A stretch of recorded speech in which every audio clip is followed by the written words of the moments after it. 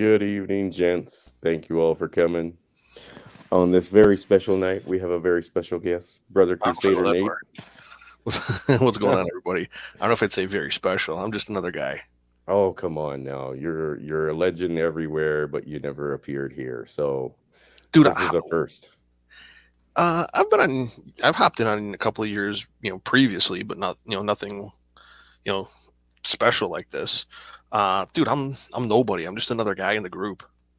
Oh no, I think you're a great addition. If Billy was Starsky, you'd be his Hutch. Definitely. You know, the Twin Thanks. Crusaders. Yeah. You got a great sense of humor, man. Oh, Yeah. well, I Uh, try, buddy. If it's either have a sense of humor, like Pop says, or fucking go on a killing spree. So oh I yeah. made my choice so far. Right. So One that far. gives you a little bit more freedom. That's right. And you know what? I'm going to put you on the spot and ask you a question because it kind of will tie into tonight's topics when Sure. it comes to young men, especially. Yeah. You said you're 45? Yeah. Okay, and I'm turning 40. Most of the Okay. guys that we know are, late 30s Yep. and beyond. Yeah. I've 37, asked a 55. Yeah, I've asked a bunch of the guys the same question. If you could right now jump into the body of a 20-year-old man, would you do it? Um, like whole new life, like You have to live through this fucking world right now as a 20-year-old. taking what I know now, can I take my entire base of knowledge Sure. in a heartbeat? Really? Everybody else has said fuck no. Oh yeah, You be the first one to say yes. dude, Because nobody seems to want to fucking deal with the 20s right now. dude. If I could take my base of knowledge, everything I've learned in my 45 years, and go back to being 20 years old, I would be. Oh, dude, the things I would be able to do and get away with. Really? Like, wouldn't go like a billionaire and fucking invest in certain things or anything like that? You would just fucking what Oh, coast through life? What would you do that would be so different? um, well, first off, I mean, knowing what I know now, I mean, I know a lot of small details when it comes to like research. I spent the vast majority of my academic career studying and planning to go towards the FBI's behavioral sciences unit, Hmm. studying genetics and human behavior. Um, so when it comes to understanding body language, linguistics, genetics, neurology, these are all things that like I watch people in society, Right. and I can pick out certain things like, okay, this person's gonna, going by this, and this, this is the type of person I'm gonna be dealing with. Dude, I could literally go back in time. Like if I could go back to being like snap a finger, wake up, be 20 years old tomorrow. Oh, dude. See, I think most of us look at the people we'd have to deal with and we're like, fuck that. We have to hear enough of their garbage, see enough of their fucking nonsense just as an afterthought. If we Yeah, had to well, be part of that circle, we just well, check the fuck out. well, Honestly, we check the well, fuck out. Everybody's like, fuck no, we're out. the thing is, like, I can hear pop. I would hear pop in my head at least every 5 to 10 minutes. Were you fucking with it? You Because I would fucking be. do it. Yeah. I would seriously be playing so many freaking mind games on people, and I would be just living it up. Really? See, Oh I yeah. can't see it as being as entertaining anymore, you know what I mean? Like the people are Ah, so fucking unhinged right now I know, and that's the best that part about it. it's like You it's almost like kicking a dead horse, you know what I mean? well, It's like it's already retarded and fucking dumb. Like yeah, why kick well, it? now, I mean, you're out of your 20s, um, and when I was in my 20s, I had so much fun. Um, I Yeah, was, in our 20s. Yeah, in our 20s shit was fun. well, yeah, it was. But see, the thing is, if I go back to being in my 20s, number one, I would never have social media. I know enough about people. What's up, Jeff? Yeah, he Oh, ain't people are wrong. offended by breathing. That's right. Yeah, Well, exactly. and Who the the thing is, fuck wants to see that? you know how fast you can get somebody spun up with just a look, Oh, dude. and you could just Yes. literally, you could literally have people just snapping in public just from a look. Yeah. And Well, dude, I would find, call me sick and twisted, but I would definitely enjoy that and just watching people just fly off the handle and go nuts. so would you do like what Doug Edwards would do and just dress in all of his MAGA gear and walk downtown like fucking Seattle? Oh no, no, Yeah. no, no, no, dude. I would be more along the lines of doing stuff like the Tinder swindler kind of guy. Hmm. I will be doing stuff like that, but I would just like hang people out to dry constantly. I will be playing so many psychological games on people that you'd have all these people in all these different places looking for this one guy that nobody has ever seemed to get a picture of or know who he is or where he's from or his real name. Dude, I would be doing that all over the United States. But I'd be doing it in small towns. So you would become like Mayfly Man? Uh Basically used all of these identities for just like a day or two? maybe.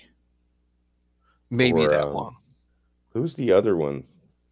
Um Saint Germain? I don't know He that was one. apparently like 600 years old, according to the history books. Obviously, it wasn't all one man, but some group decided to basically play a Yeah. role Yep. of one man Yep. throughout a huge span of time. Yeah. Almost like the whole Zorro legend, where it was Right. Yeah. a master and an apprentice. You know what I mean? Right. Right. Yeah. And And they would take over that identity. that's exactly what I would do. But can you imagine building a community of doing something like that that was like the Tinder swindler? Like you get teach someone how to be charismatic, teach somebody how to read people, how to read crowds, how to be able to look at what someone's going to be self-conscious about, look at somebody who's going to be um, being able to identify minor details of people with low self-confidence, look at that and be able to play with that and, as evil as it sounds, manipulate that for your own entertainment. Oh, you see, it sounds fun. In an evil way, it sounds fun. Um, but Just saying, yeah, hypothetically. hypothetically. Okay, well, I mean, I could see where that would, if that entertains you, that entertains you. I mean, the rest of us just couldn't think of, like, we couldn't look at a 20-year-old or a group of 20-year-olds right now and say, these are the people I have to fucking, like, interact with and socialize with and be around without thinking suicide's starting to look pretty goddamn tasty. Oh, the way I look at it is look at what was his name, Joe, in Idiocracy. I didn't see that one. You haven't seen Idiocracy? Oh my God, you need to see Oh, that. I'll have to check that out. Yeah. That was a TV series, wasn't it? No, it was Mike Judge, the guy that made Beavis and Butthead. It was a movie script he wrote, like 2003 or 2004. The movie came out, I think, 2006, where the basic premises of the movie is those that are intelligent waited to have kids and wound up not having kids, while the younger and dumber people were out breeding like rabbits and drove the IQ down to the point where the average IQ was like 60. What did I do now, Ape? You had What one did I job. do? Excuse me. Sorry, I'm really flemmed up tonight. Yeah. Oh, but yeah. No, Yeah. like I said, man, I've talked to a bunch of the guys and we've all kind of discussed it. And it's like, ain't worth it. Ain't fucking worth it, man. We couldn't touch the fucking, like, can you imagine even, okay, let's say you had to go to a college, right? Yeah. For one fucking day right now.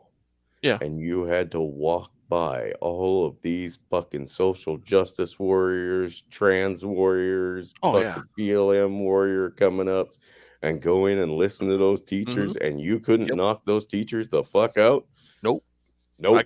I could manage that. I could Uh, easily manage that. Really? You're a sick, Oh, twisted individual, man. I don't know why I brought you on here. I'm It's telling you, that man. I, dude, I am. I will admit, I am a sick and twisted individual. The way my brain thinks and the way my brain works. Oh yeah, I yeah, will openly admit that. rest of us couldn't touch that with a fucking 10-foot pole. And keep our Oh, sanity. Not and keep our sanity. That's the oh. thing. We would Oh. go nuts. See, the thing is I would be the gray man. I would be the one that would sit there and play their games, jump through their hoops, dot all the I's, cross all the T's, make them think that I'm the absolute picture perfect person, learn everything about them, learn everything about their way of life, their way of thinking, and then I would deconstruct the entire thing without them understanding it or realizing it. But you got to look at it this way. If you were to see somebody walking down the sidewalk and you know there's an uneven spot, would you point out to them that there's an uneven spot and people trip? Probably. See, I wouldn't. Oh, you're an evil bastard. Sorry, Nate. Evil bastard. I'm sorry, guys. I brought on the wrong person. Evil bastard. Now, Uh, with that mindset, go back to being 20 years old. How much fun would you have? I'd be an evil bastard too. I gotta admit it. I think I'd be an evil bastard all the way. I Yeah. mean, I would be the one who's like getting these guys together, setting them up to do fucking crimes, and then calling Crime Stoppers. Yep. Be like, Exactly. "Where's my 2 grand?" You know what I mean? And I'd record the whole fucking thing. Right. I'd Like have a you. complete change of clothes so I didn't look like them. Yep. Exactly. And now When the going back and looking at it that way, how much fun would you have? How much fun would I have? Sorry, I was coughing there. That's right. If you could get away with doing that every single day, hour upon hour, how much fun would you have doing that? Okay, I'd probably have a lot of fun. Yeah. Okay, and if I had an evil bastard partner like yourself, I think I'd have fucking way more fun because nothing helps me other than peer pressure. Right? Oh, come on, That's man. what Everyone's doing it. gets me going. Peer Oh, yeah. pressure gives me encouragement, and I will make that shit happen. So yeah, we could probably have a bit. Okay, I tell you what. From your point of view, from your argument, yes, I would do it. However, anything outside of that, and I just say no, fuck you. I'm not doing that. Fuck that. Forget. I'm out. Yeah. I'm But out. that's like I know Blake and Pop have told me I'm a sick and twisted individual, so I'm not going to argue that fact. I think they're right. I'm not gonna lie, man. I think the both of them might be right. You know what? We can't all be wrong. So I'm noticing a trend here. Nothing, yeah, I'm noticing there's a trend. Yeah, absolutely. Yeah. Now, when it comes to the topic, young men today, Yes. especially, we're looking at like a second generation right now that has been raised by single mothers, right? Right. And of course, the indoctrination has been done to their parents that are sometimes our age, right? Oh yeah. And we've all met those people. We've all met these Oh yeah. crazy fucking full-grown adults that believe and promote the crazy ideology, Oh yeah. right? Yeah. Um, Technically, I like to think that that all stemmed from the single mother household. Like Goes that back is the, further. yeah, but I think it's the leading cause of the problems, right? A lot of people agree with that. We have young men that are being raised at best, right? If they do have their fathers in their lives, their fathers are not doing a very good job. Not that they all aren't trying, you know what I mean? I don't want to kick fathers when they're down, but there are a lot of men out there that don't know how to be fathers. You know what I mean? They treat their children just like they treated their moms treated them, which was essentially Yeah. like, as soon as you get to a certain age, I'm done with you. My part's over. Hmm. Whatever you've learned, and Right. really, I didn't teach you anything other than you survived, and Right. now you're on your own. I kept you alive this long. Now you're on your own. Now you're on your own, and that's Yeah. essentially all they do. Where fathers are generally the teaching roles, right? For the most Traditionally part, speaking. yeah. For the most part, Yeah. young men learn their skills, right, to take out Yep. into the world, generally from their fathers, or they get involved with the some traits, right, or they learn Right. their work ethics, or they learn their Right. their manners, everything from their Mhm. fathers. From their mothers, they see how wives should take care of children, how wives should take care of husbands and their households and things like that. Not that they both don't work together in that sense, right? Especially in the household. Men and women work together in the household for forever, Right. right? Well, that's what has allowed humankind to, flourish and to make it to this point, is men and women working together. Exactly. Um, and if you look at it, there's the current. I don't know how many times I've seen it or I've heard other people say it all over the place. How women talk about how women are oppressed, and women have been locked in the house and locked in the kitchen and stuff like that. Yeah. Okay, let's take a look at this. Where in If you were in a rustic town, if you were in a very bad area, you're in a frontier area, you're in an area where literally everything can kill you. Yeah. Where's the safest place for you to be? At home with your family. Right. Is that oppressing somebody, keeping them out of danger, or is that protecting them? Yeah. Giving somebody a shelter or maintaining said shelter, Right. right? Maintaining the steady flow of incomes or resources. I mean, Right. show me the oppression. Right. Show Okay, me the yeah. oppression. Right. Let's see. Somebody get Uh, that bot. right. Oh, nice one. Yeah. I didn't even see it pop up yet. Uh, Thank you, Ape. Ape just nailed him. nice. Oh, Good sorry, job. go ahead. But yeah, if you look at it in primitive, I mean, even going back to the Middle Ages, building building a shelter, that's dangerous. Hunting, Mhm. that's dangerous. Felling trees, that's dangerous. Splitting firewood to be able to heat a home to cook a meal, that's dangerous. Um, Protecting the home and the food storages and stuff from other types of predators, whatever it may be, that's dangerous. And men, we do that instinctually. We protect. That's what we do. Yeah, we protect and provide, Right. right? Yeah. We're also So, the logical thinkers because we right. don't, it's not that we don't care. And this is where I get into a lot of fights with a lot of people on every fucking side of it. To think that men don't care about their offspring or their families as much as women do is a fucking joke and a half, and you just need to shut that shit right the fuck up. Yeah.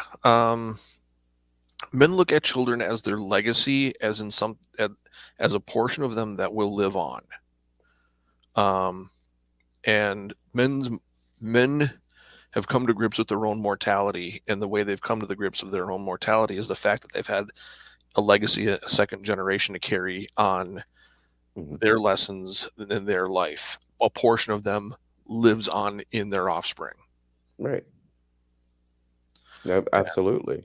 Not only that, but as you've stated, general life is dangerous, right? Yes, There's yes, a good chance that we will be offed or evacuated from our meat suits much right, earlier than we normally yeah, would. oh yeah, There's a good chance of that. right, So we want somebody to be well informed, well right, educated, right, and well established to right, take over the role should we correct, go, right. right? Because I can't remember the name of it. Was it the Day of the Comet, or there's a movie it's a B horror movie from the 80s where they look. There's a comet that flies by Earth and takes away like 50 or 90% of humanity off the face of the Earth. Um, and then they talk. It's kind of the whole how the whole thing happened. And then if you look, the History Channel, I think it was 10 years ago, did a mini series on what would Earth look like if people just suddenly vanished. Yeah. Um, what 95% of all your plumbers are men. 95% of all your builders are men. 95% of all your electricians are men. All your electrical linemen are men. Yeah. Um, Road crews, concrete crews. Um, Pretty much everything. Like, if it weren't for the men of previous generations, we wouldn't have the comfortable life we do now.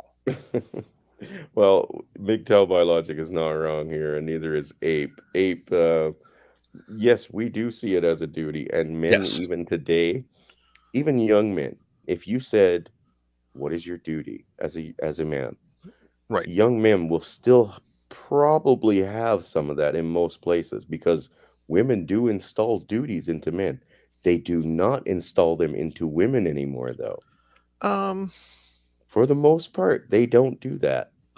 no, there's not any socially constructed duties in women like there used to be. No, Um, not even and the close. duties that are being instilled into the younger men today are only being instilled by the women who are using those younger men to manipulate them for their own benefit. Exactly.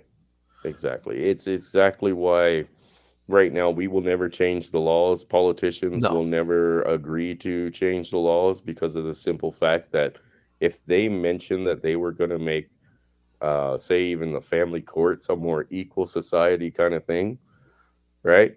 To Yeah. level the playing field and allow fathers to have joint custody of their children, they know and they have stated Oh. that they know that they will lose all the fucking support of their women. Oh yeah. All the support of their Well, women voters is gone.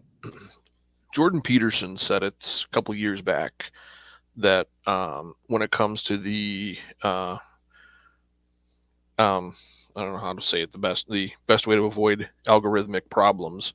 Um, those who are the fanatical double X chromosome individuals, um, if what is it? If they didn't have double standards, they wouldn't have any. Yeah. They want equality only for the good things, never for the bad, and only when it suit. They only want equality when it suits them, where they gain. Yeah. It's all Um, about their gains, right? right. They They don't, don't they look don't at they don't understand. look at They don't sorry, go understand the ahead. negative end of it. They don't understand the negative end of it. Well, not only that, but they don't see the negative consequences of what a long-term effect looks like, Correct. right?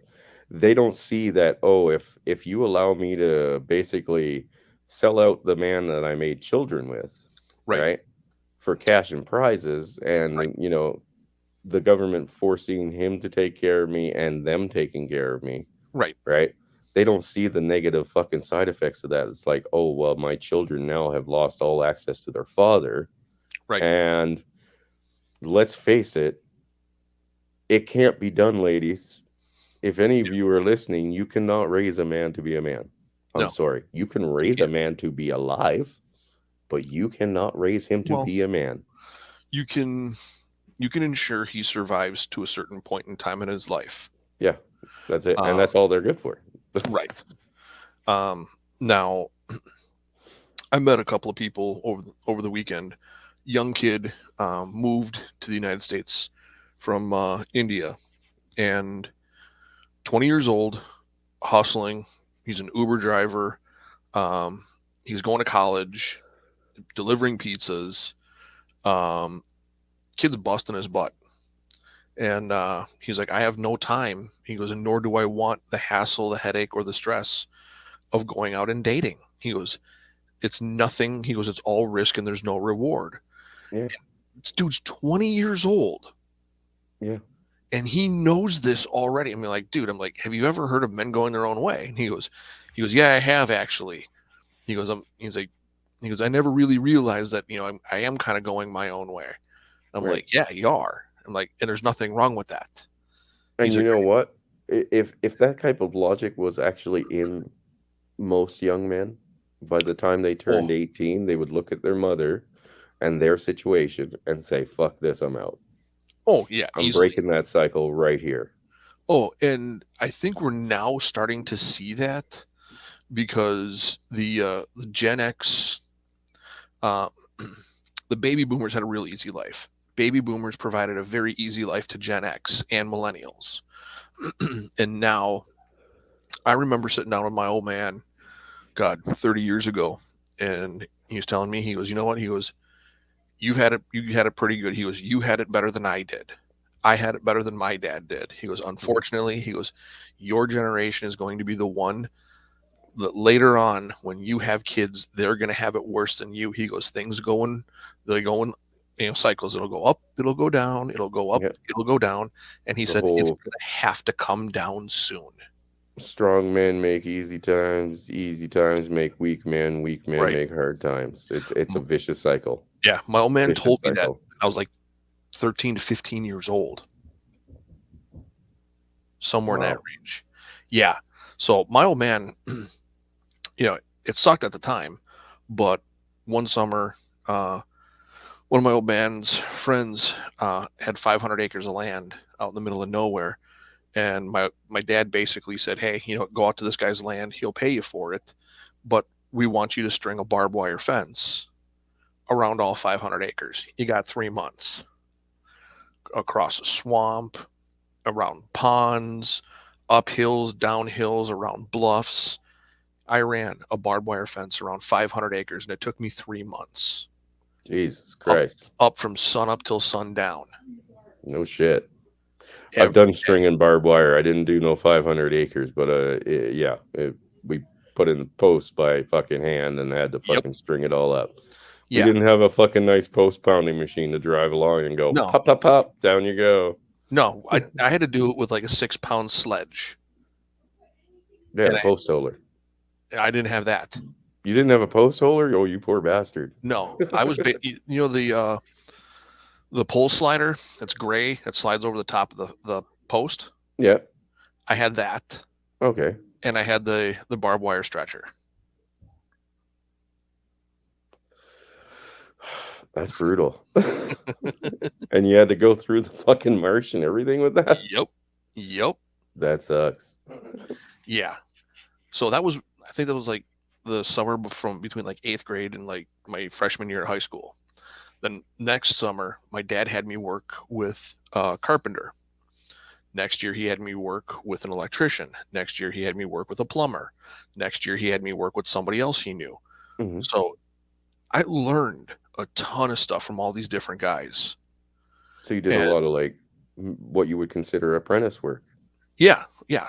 Yeah. Uh, and I learned so much. And now that I'm in my 40s, I run into so many people like, uh, my drain doesn't work. I'm like, yeah, you don't know how to fix it?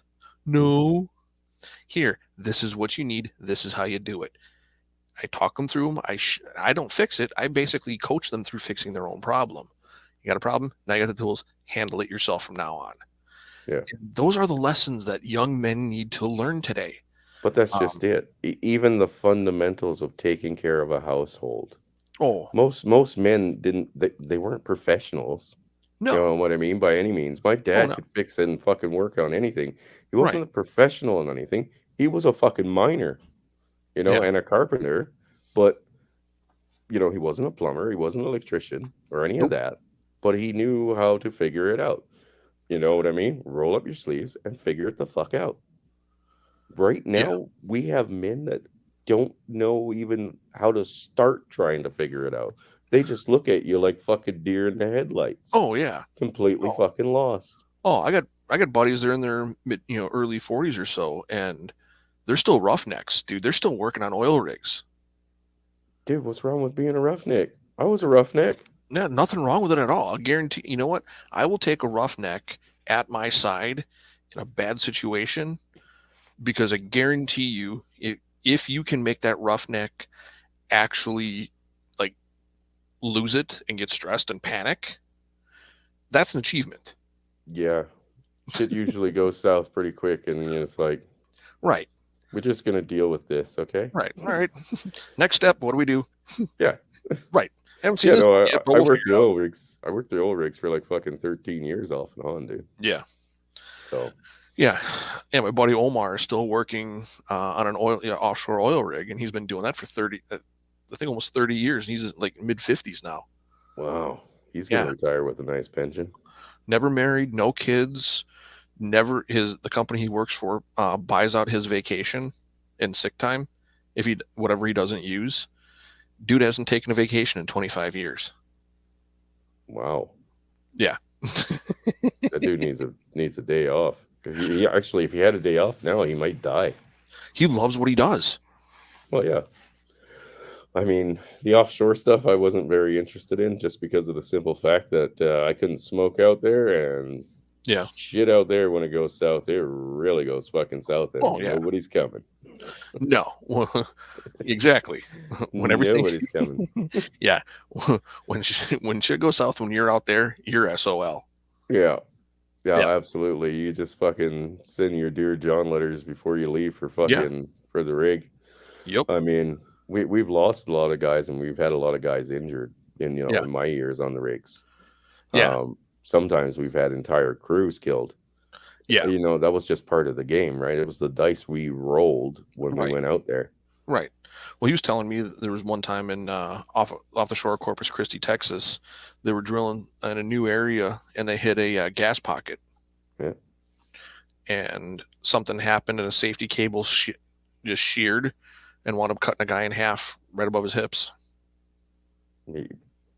I mean, depending on what their equipment was being, like what this cable was doing, yeah, it could have.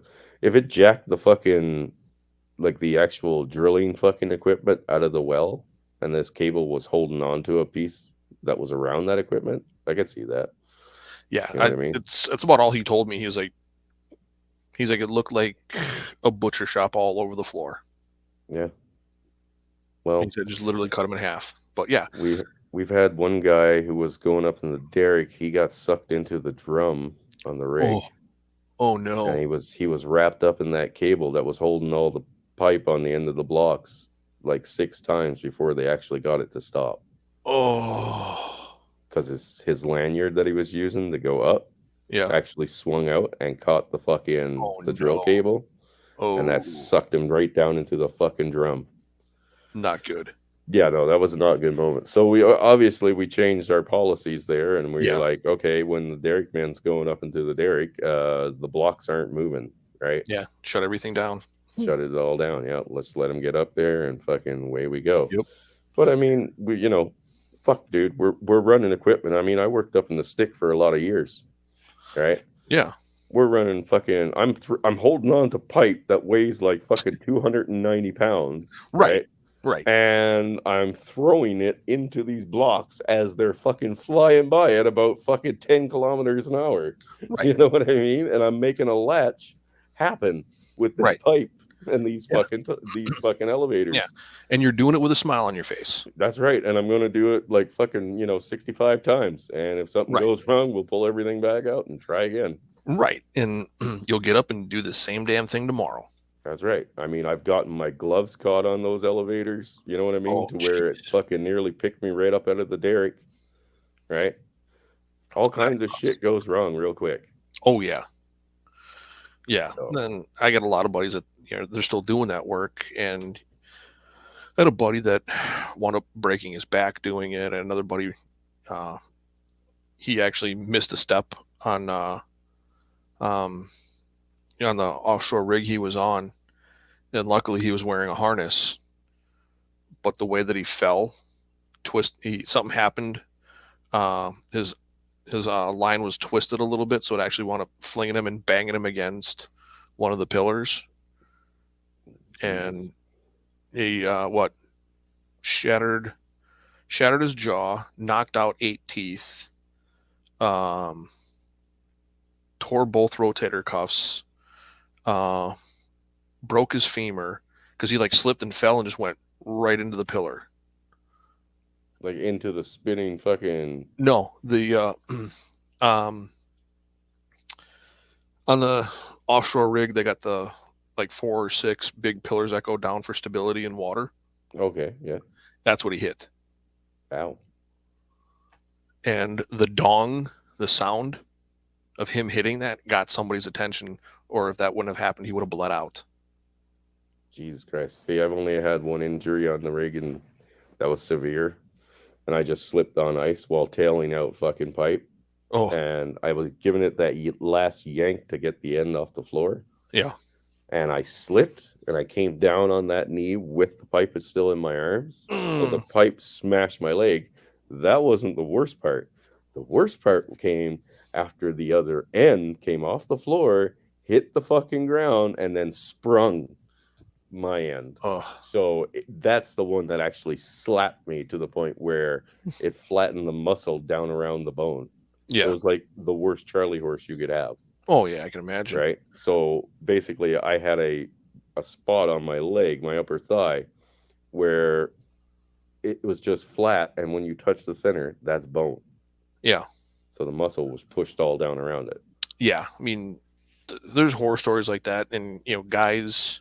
Fuck, I got off Well, easy, I thought. yeah, you did. There are Other, yeah, many there was guys a of our generation that have done these jobs repeatedly, and a lot of the guys that I know that are doing it are up for retirement now, and nobody's there to take those jobs.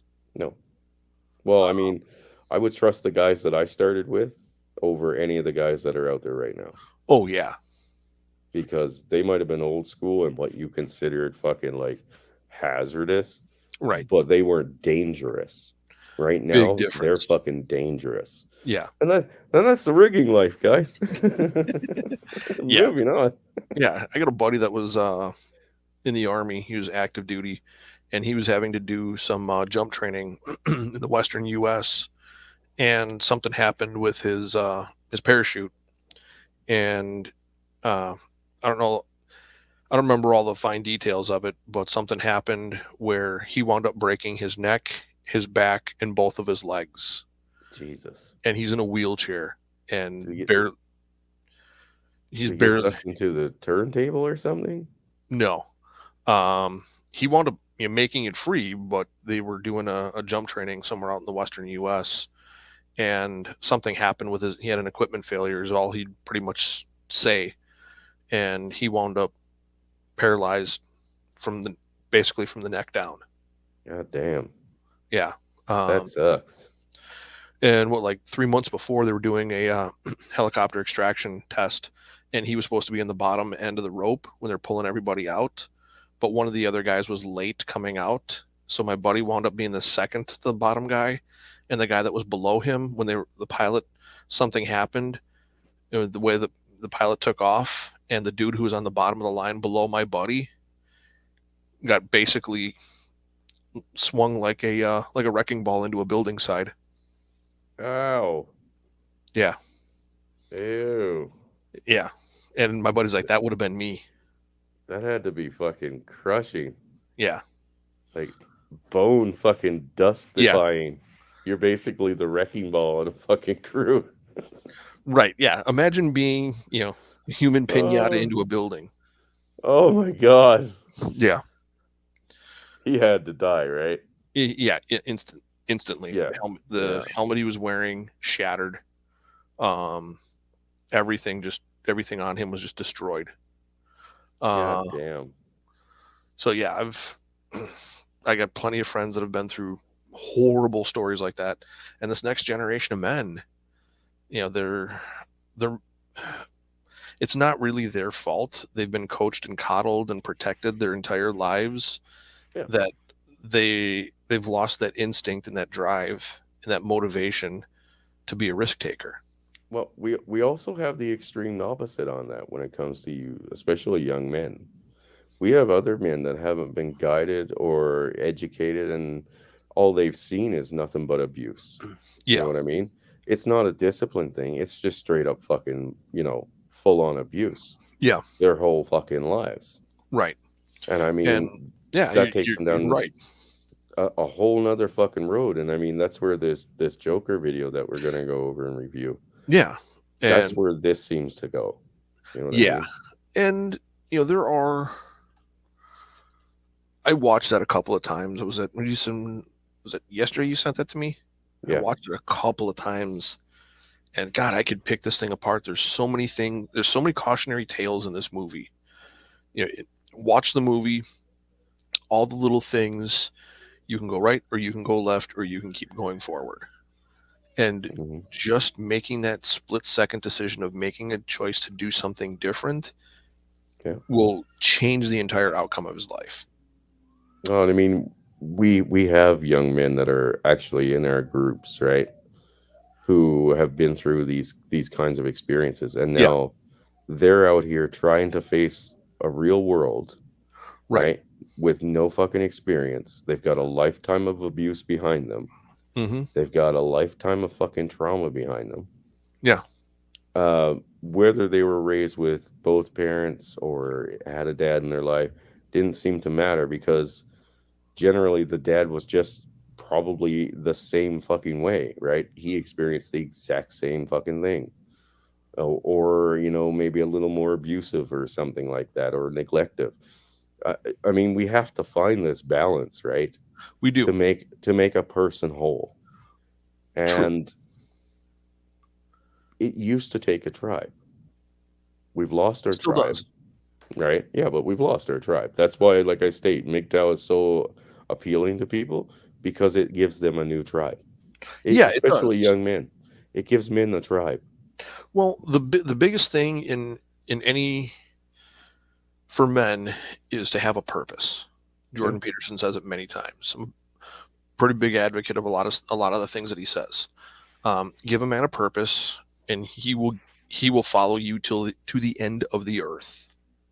yeah, Um, and there's a lot of truth behind that, and a lot of. I mean, if you look at Arthur in this, the whole Joker series, to understand. I mean, all he wanted to do was he wanted to be accepted. He just wanted to have a purpose and he wanted to have a group. He wanted to fit in, hmm, which is basal survival instinct in humans. That is what's allowed us to live as long as we have. yeah, Um, and the most dangerous thing for humans is to be left alone and and removed from a group. And we're seeing that in younger men. yeah, I mean, you have those women who preach about, you know, doing unspeakable acts to men so they're no longer around. yeah. Um, and that doesn't help. That's no good. Well, not only that, but they're told they're garbage every fucking day, Well, and that when you're telling 6-year-old kids that they have to apologize for rape, yeah, that's, what? yeah, Like, where the fuck does that make sense? He didn't commit no fucking rape. But you're yeah, gonna get the entire fucking class of boys to stand up and say, I apologize for fucking rape. You're making them the fucking criminal right off the hop. You're right. installing that in them.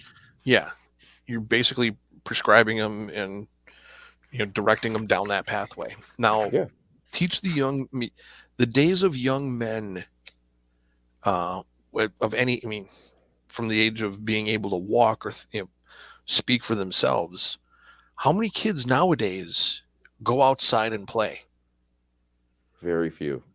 Um, how many kid go to any park in any city? How many kids do you see in that park? 5, If that. if that. Yeah, Yeah. on average 5. Um, you know, they were talking about stuff a couple of weeks ago where they're talking about how people our military are unfit and how they can't even maintain physical fitness levels. Um, I hate to say it, but Gen X is probably going to have to be the saving grace if anything bad were to happen. And Gen X, we're getting old fast. But most of the people in Gen X are probably in better shape than most millennials. I mean, I know plenty of millennials that they're in their early 20s, early 30s now, and like older Gen Zs, like Gen Z millennial type, they got arthritis in their knees and their Mhm. elbows. They've never played a sport. They've never broken a bone. They've never spent the night out under the stars. I mean, they grew up and everything to them is what they saw on PlayStation Yeah, or Xbox. yeah. Xbox babies. There you go, Yeah. Jeffrey. Yeah. No, no, you're absolutely right. But on top of that, I mean, I haven't lived much in a big city, right? Okay. So, and I'm talking like where it's just complexes all around, the concrete jungle. I haven't Yeah. lived in many of those, but I've been in them. Yeah. Um, they're not pleasant places to be No. when you're a fucking child. No. Like, okay, so there's some buildings that you can go into that have like play centers or something like that, maybe arcades or something. Yeah. But I mean, for an adult, I could see us living there, right, and working there Yeah. because this is where like production happens and things like that. If that's the case, okay. Yeah. But raising a family there, no, not Yeah. a fucking chance. And when you look at these worst cities on earth, I mean, you look at like Chicago, Detroit, New York, right? These are concrete jungles Yep. where literally you have complexes and city blocks that are almost like fucking the mega city blocks that have Yeah. fucking Judge Dredd. You know Yeah. what I mean? All Oh, you yeah. hear is crying babies, and all you fucking Yep. see is Yep. fucking people fucking slouching around. You Right. know what I mean? There's Right. nothing there. No. It's just the concrete fucking Yeah. jungle. It's a holding pen for people. Yeah. Yeah. It's almost like an outside prison. Yeah. That's pretty much what it is. Yeah. Uh, And yeah. It's not good. this sort of environment seems to breed a certain group of people. Yeah, it You does. know what I mean? And it makes them self-centered, selfish, and generally unpleasant, Yeah. which then children have to experience because they don't discriminate by age. No. You know what I mean? They see children as just fucking cannon fodder. Right. Um, and that's not the way the world fucking was, No. not even fucking 30, 40 years ago. I No. mean, it was probably bad in some areas, but people have completely lost their fucking their moral fabric in these Right. places. Yeah. You know what I mean? I Like know exactly what you mean. Eric told us about the whole cockroaches in a baby's crib once, and it's like Oh yeah. that fucking image just stuck with me, dude. Yeah. That's fucking stuck. Oh, You know what I mean? dude, I was working for a plumber when I was going to college, and I remember there was a problem with a water line, and there's a multifamily housing project, so to speak. And I remember cutting a hole in this wall in this kid's bedroom where the water lines went through the middle wall between all these different apartment units, and we Mhm. had to run a new line up inside there. I cut a little, like, I don't know, 12 by 12 hole, uh, just to be able to like get my hands in there to fish and move pipe up to the second floor. And as I was cutting out the galvanized pipe that was in there that was leaking, as I was cutting with a hacksaw to cut the pipe out so we can get it to drop down and pull it out through the basement, Mhm. it was raining cockroaches inside the wall. Gross. Yeah, no, Gross. yeah, yeah, exactly. Um, Oh, like all the nasty. dude when when we finished working there, stopped at a local kind of like a big box hardware store, bought a new pair of boots, new socks, new shirt, everything. Threw out all the tools I took in there. I didn't want to bring that to my home. Yeah, I can blame you. Um, there's no way I wanted to bring that home. No, I didn't even want to risk that. And people living like that, that raises the question in my mind. Okay, you're living, let's say, lower income. You're living paycheck to paycheck to paycheck. You're in a studio place. Um, you don't have much for yourself. You basically work and sleep. Hmm. At what point in time do you think it's a wise choice to bring another life into that environment? There be the fucking $1 million question, right? And Uh, again, men aren't the ones that control reproduction. It's a well, fact. We I might as well face it. I will argue that fact with you. That we Um, control reproduction? yes, Well, I suppose it's our choice not to stick it in her. yeah. If you don't stick, as Pop would say, your peg D in slot C, Mm, you do not create another person. that is true. That is true. Okay, so why don't we just call it an even split then? Right. Yeah. I mean, you. What's her name? She's a old. She she goes back farther than what's her name, than Karen or Jennifer Molesky. There's a younger woman way back in the day, probably back 2007, 2008, and she made the point of saying women pick and choose who has access to sex. Yeah. Men control who gets in a relationship. Yeah. Absolutely. And you know, like you said before about the collapsing of social morals and you know things like that. I mean, guys are just out there looking to use a popism, slinging seed like an old bird feeder. Yeah. Well, and the thing is though, these most of these men that are out doing that right now have had no fucking male guidance of anything, well, at least not a decent one, in their lives at all, Yeah, and right? you know, I would, I was never that type to go out and do stuff like that. I never wanted to put myself in a situation to where everything I worked for and all of my future was going to be dedicated to somebody else. Hmm. Um, Call it selfish, call it crazy, but would you really want to bring in and saddle somebody else with a life when you're still struggling to put yours together? That's not the smartest choice. It isn't. It is honestly right now. Like, I personally think having my youngest son. Well, not that I don't love my kids, right? Oh yeah, Um, but if I could turn the clock back, I never would have had any of them. yeah, yeah, Oh, and and that would be one of the greatest lessons I would want to instill in younger men. Um, the euphoric high you're going to feel for about a third of a second to half a second is not worth it.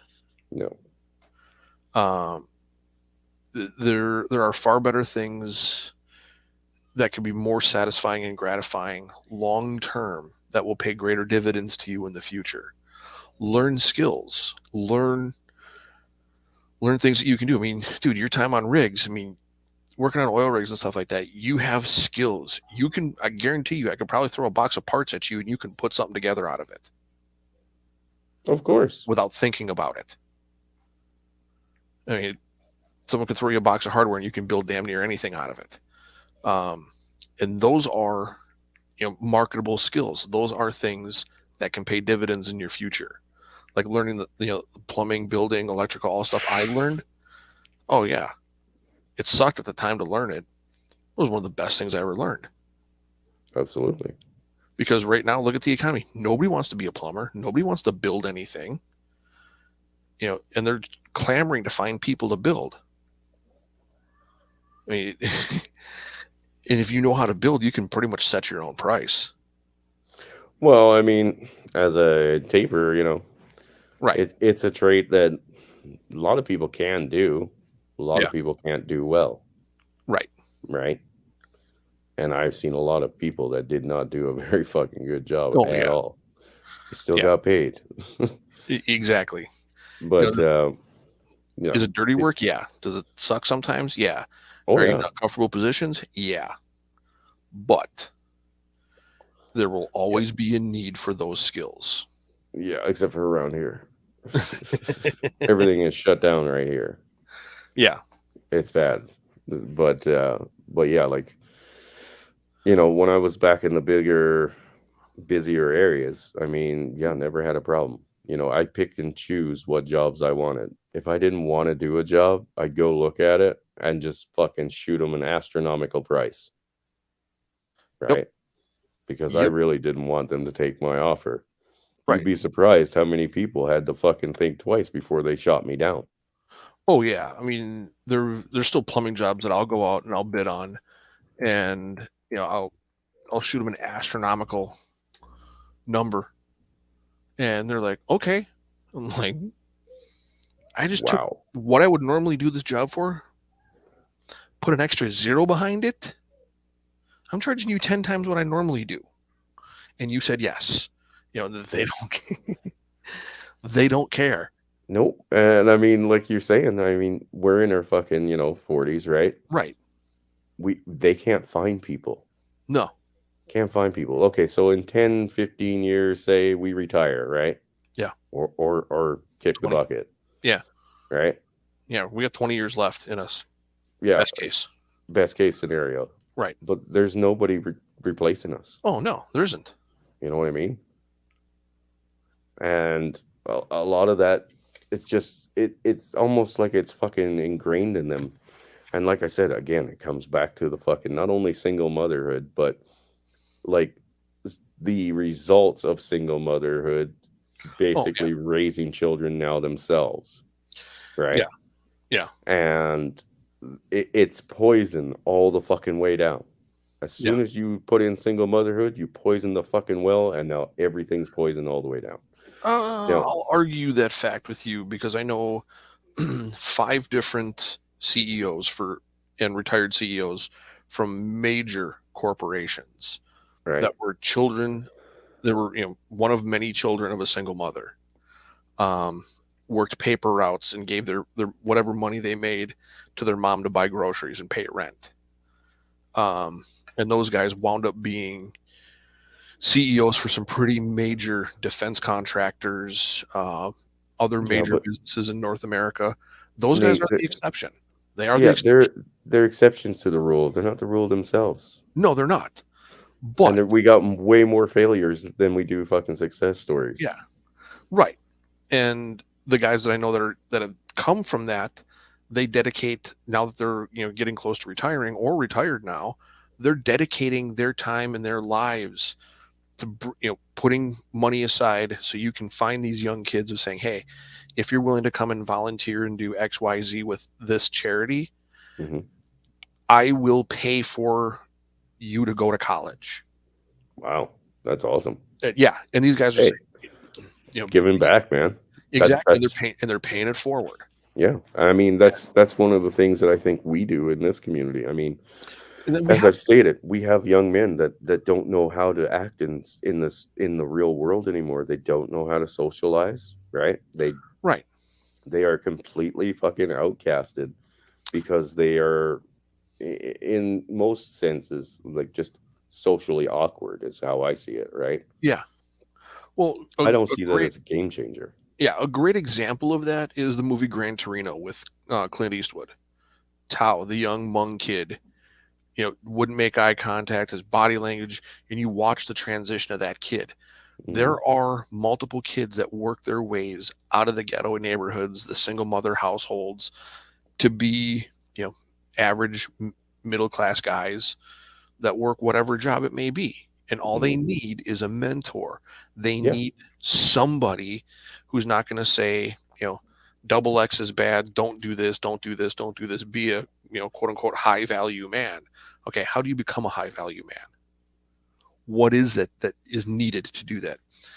Teach a kid how to tie a tie, how to hold eye contact in a conversation. Teach that Hmm. kid, boundaries, limits, tasks, rewards. Give that kid a purpose. Teach that kid that there is a reward at the end of having a purpose. Yeah. You know, show him that delayed gratification, getting paid at the end of the week, pays better than getting paid at the end of the day. Show these people this stuff. You may put a ton of work in up front, but it will always pay better in the end. But that's just it. I mean, putting in a dedication and hard work to something. I mean, it's look at when I came back from the US. I came back $5,000 in debt, right, Yeah. to my family. Right. I started working for a construction company just literally to fucking keep a roof over my head, Right. right? I decided that, hey, there was a fucking demand because I was talking to a couple of the guys that were actually on my construction site who were tapers. Yeah. I was like, well, there seems to be quite a demand for you guys. And he's like, yeah, we're busy as shit, right? Right. In this area. I was like, well, why don't I fucking try to just do my own thing and just take on these taping contracts, right? Yeah. I literally borrowed, Hmm. okay, two small troughs Yeah. and four fucking taping knives Right. from a guy. I didn't Yep. even own my own equipment the first Right. day I went in on the job, Right. right? And I did so well on these fucking jobs because I was literally working there from fucking sun up till past fucking sundown to Right. where it was like I was going home at 1 o'clock in the morning, Right. right? Working by cell phone light. Yep. But I was dedicated. Yeah. Before I was done that job, I had like $38,000 worth of equipment in a brand new fucking car sitting out in the fucking driveway, and that's Exactly. what I drove off that lot with. Yep. I went in with those hand tools, which I never returned, by the way. I lost them, I think. Oh, that sucks. Yeah, I know. I owed him like fucking $26 worth of hand tools. But yeah, like Right. I walked out with every piece of fucking equipment a fucking average taper could ever want. You Yeah. know what I mean? But that was my dedication. Right. Like I said, I didn't really have a life. I mean, I was still somehow dating a chick and she was working with me, Yeah. right? That was our fucking social fucking circle there is we fucking worked together. And Right. yeah, that's the way it went. Oh, dude, we had a couple, maybe a month or so back, we had some, torrential downpour here in the Midwest, and sump pumps, like people were having sump pump failures left and right. Um, Changing a sump pump is easy. It's very easy. I can remove and replace a sump pump in under an hour. I had people calling and offering me $500 in cash. They had the sump pump, all they just didn't know how to put it in. All I had to do was go over, put it in, and leave. I was in and Yeah. out of there in 20 minutes. Yeah. Is it Dude. hard work? Yeah, it sucks. It's cold? Yeah, sometimes it is. Is it glamorous? No. But No. is the money good? Yes. Well, my neighbor here, the guy who I was keeping my horses at, Yeah. right? His well stopped working Yeah. 5 years ago. Right? Yeah. That's He didn't a big have the deal. Yeah, this guy's fucking like 58. He didn't have the motivation to go out and see why it wasn't even working. You know why it was working or wasn't working? Blown fuse. No, one of the wires fucking rubbed against the side and fucking shorted it out. Yeah. So the wires need to be re-fucking done. He Right. didn't even pull it up out of the hole. And Jesus. he sat there for 5 years with no goddamn running water. Right. Like that's like I said, this poison, right? Yeah. This lack of motivation or Right. lack of even being willing to fucking try to figure out something. This poison is not new, No. No. right? We're probably 2 generations into it now. Without a doubt. And Yeah. I don't even know how to fucking explain it, but I don't know where that comes from. You know what I mean? Like I said, I guess because I've come from a different lifestyle background that, if you needed something and you couldn't afford to buy it, you better learn how to fucking make it. Yeah. I mean, my grandfather, one grandfather was a welder, the other one worked in a metal forge. Oh, that's fun. Yeah. Um, my one grandfather was very musically gifted. Um, he could pick up any musical instrument and play it. Like Stone Cold, never touched it, never seen it. He can pick up and just like play it. When he was born in 1913, when he was a kid, he was an only child. He used to go to uh, barbershops, bars, restaurants, and he used to play whatever musical instrument they had on hand for money to help pay for groceries when he was a kid. Um, he played in big bands through the 20s and 30s as a young man. He made more money playing in big bands during the heydays of Sinatra and everybody else, like what you see in the movies of the old, the 19 when they show like pre-World War II, World War II, the big band stuff. He played in that stuff. He made more money playing in bands doing that as a side gig than he did working in a forge full time. Wow. Yeah, and Crazy. he still worked full time, had 2 kids, and went and played music until he was in his 60s. Crazy. Yeah, Yeah, but I think that's a part of what's been bred out of us essentially. that's not been brought out of us. It's just been socially Well, crushed and stigmatized that earning merit is bad. well, do you think you can take somebody let's take one of these turbo liberal fucking, lazy as a cut dog kind of guys. Do you believe that you can take him and reform him? Give me enough time and I can. Yeah. I mean, I like to think that that's what we're trying to do is reprogram or deprogram this fucking nonsense out of them. Yeah, But you gotta have a drive and a willingness to do that. I mean, right. I just don't think everybody has it. I mean, Now, a lot of them do. yeah, I've tried to work with a couple of younger guys, try to bring them in as like an apprentice and, guys that'll work on or, work with me. I'm like, hey, dude, you know what? You want breakfast? I'll buy you breakfast. I'll buy you lunch. I'll buy you dinner. Work with Mhm. me every day. I'll show you how to do what I do. I'll give you tasks. We'll grow what you can do. And a lot of them, they can make it through a week, maybe two, Yeah. but then the social pressure gets to them. Mhm. Well, I've had guys that, like I've done the same thing. Take them under the wing, right? Yeah. Start them off. I was always willing to train people, Oh, yeah. always, just to have somebody start with like the the tasks that I don't need to be there for. You know what I mean? Yeah. Yeah. Um, and I've had one guy, like I said, this guy was a fucking gem.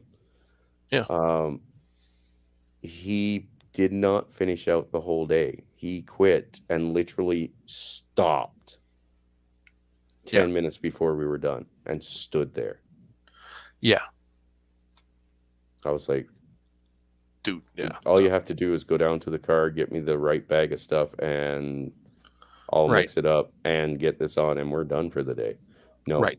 no, I'm done. I was like, dude, well, you're not standing around here. Go sit in the fucking car. Right. You know what I Yeah. mean? Yeah. And usually like the first couple of weeks are great until they actually see the money they can earn. Then they go and they Mm. screw around with friends, and that's when all hell breaks loose. Yeah, I didn't even get that out of most people. Yeah, I've got a few. I could understand it if you fucked off after payday and got, twisted up or something. Well, that was the thing. It's like, if you're going to be doing this kind of stuff, if we're going to be working, we're standing up walls, we're building something. I need you here at 6 o'clock Monday morning. You're here at 6 o'clock Monday morning.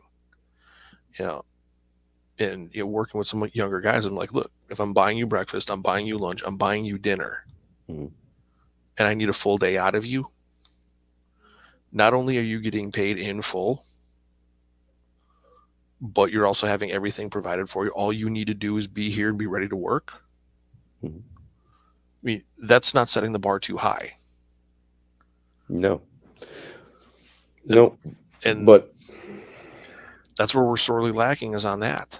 well, I mean, and with this video that we're about to play here, this looks at a different side of things.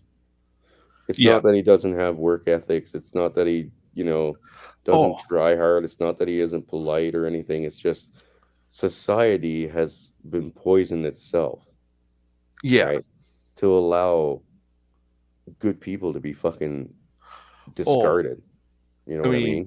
yeah. And I know exactly what you mean. And looking at the story of the Joker, I mean, he's a brilliant individual.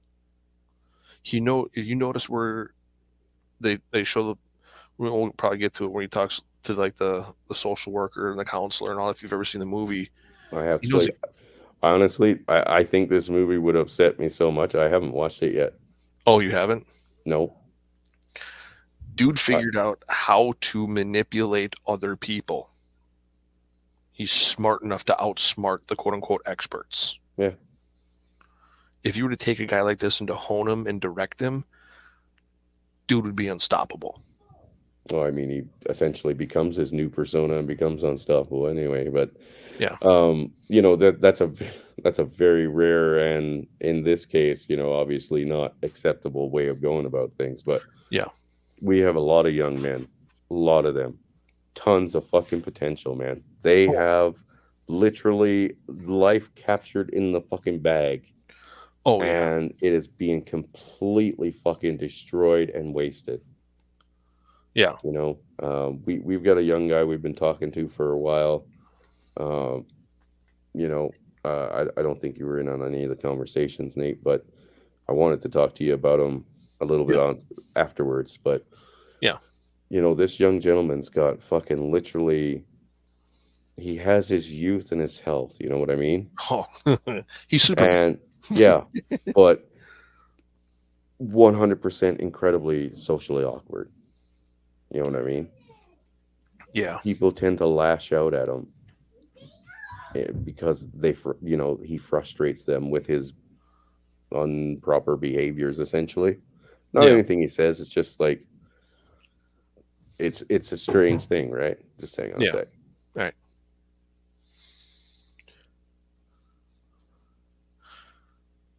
Yeah. Well, sorry for the waffling, guys. I know I always give Rhino and Jimmy Bones hell for waffling, but yeah, this is a challenging subject. Well, I want to play this while I go tuck in little monster here. Yeah, All right.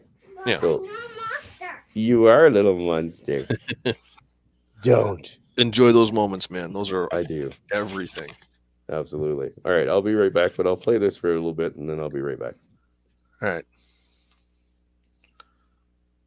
Will collapse. And today, this warning is more important than ever because the movie accurately predicts how revolution will come about in the West. And judging by recent events, we may be much closer than we thought. To see what I mean, Joker gives us 4 clear stages of how modern society collapses and what will be behind a major revolution in the West. The first stage comes when a society is no longer connected, when communities are destroyed and loneliness is the norm. And we see this in the first section of the movie. The opening shot of Joker starts with a mirrored reflection of our protagonist, Arthur. From the looking glass, we see a sympathetic man displaying a sense of sadness and vulnerability. A man who has to put on a public mask to blend in as best he can to the society that he lives in. And the movie shows us why Arthur needs to do this by giving us a window into his sad life. You see, Arthur has a job at a company named Ha Ha's, where he works as a cheap clown. But he isn't the circus brand of entertainer. Instead, Arthur spends his time flipping signs on the street and doing other odd jobs. But one day on the job, while Arthur's doing his sign routine, a band of teenagers snatch it from him and run away. Arthur immediately starts chasing after them, but gets ambushed and hit in the face with his own sign. The group of thugs then pour salt on the wound by kicking Arthur while he's lying down on the concrete. It's in this scene that we see the first cracks in Gotham society,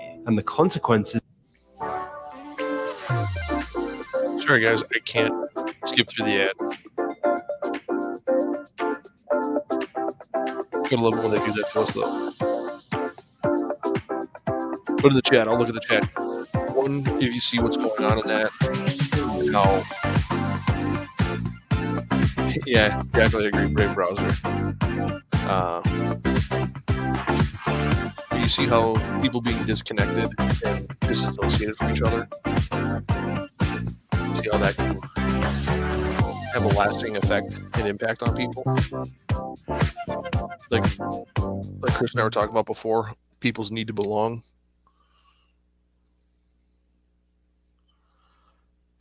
Yeah.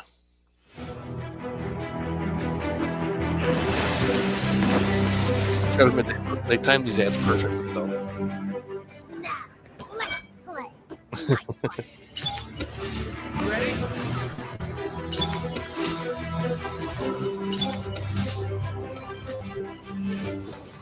Yeah, these ads do get longer by the day. And then the ability to skip them is actually diminishing as well.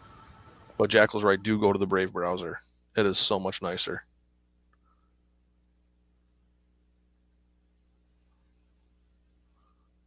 Of the lack of social cohesion. You see, no one bothers to try and help Arthur, even though it's clear that he's been treated terribly by the people around him. It's a mirror of life in Western megacities, and this is having a significant impact on Arthur's psychology. To understand this properly, we need to consider a concept called the looking glass self, a sociological term that describes. Sorry, did you have to watch through the ads there? Yeah, there were 2 ads. Of course. Bastards. Yeah. Well, they time it perfectly.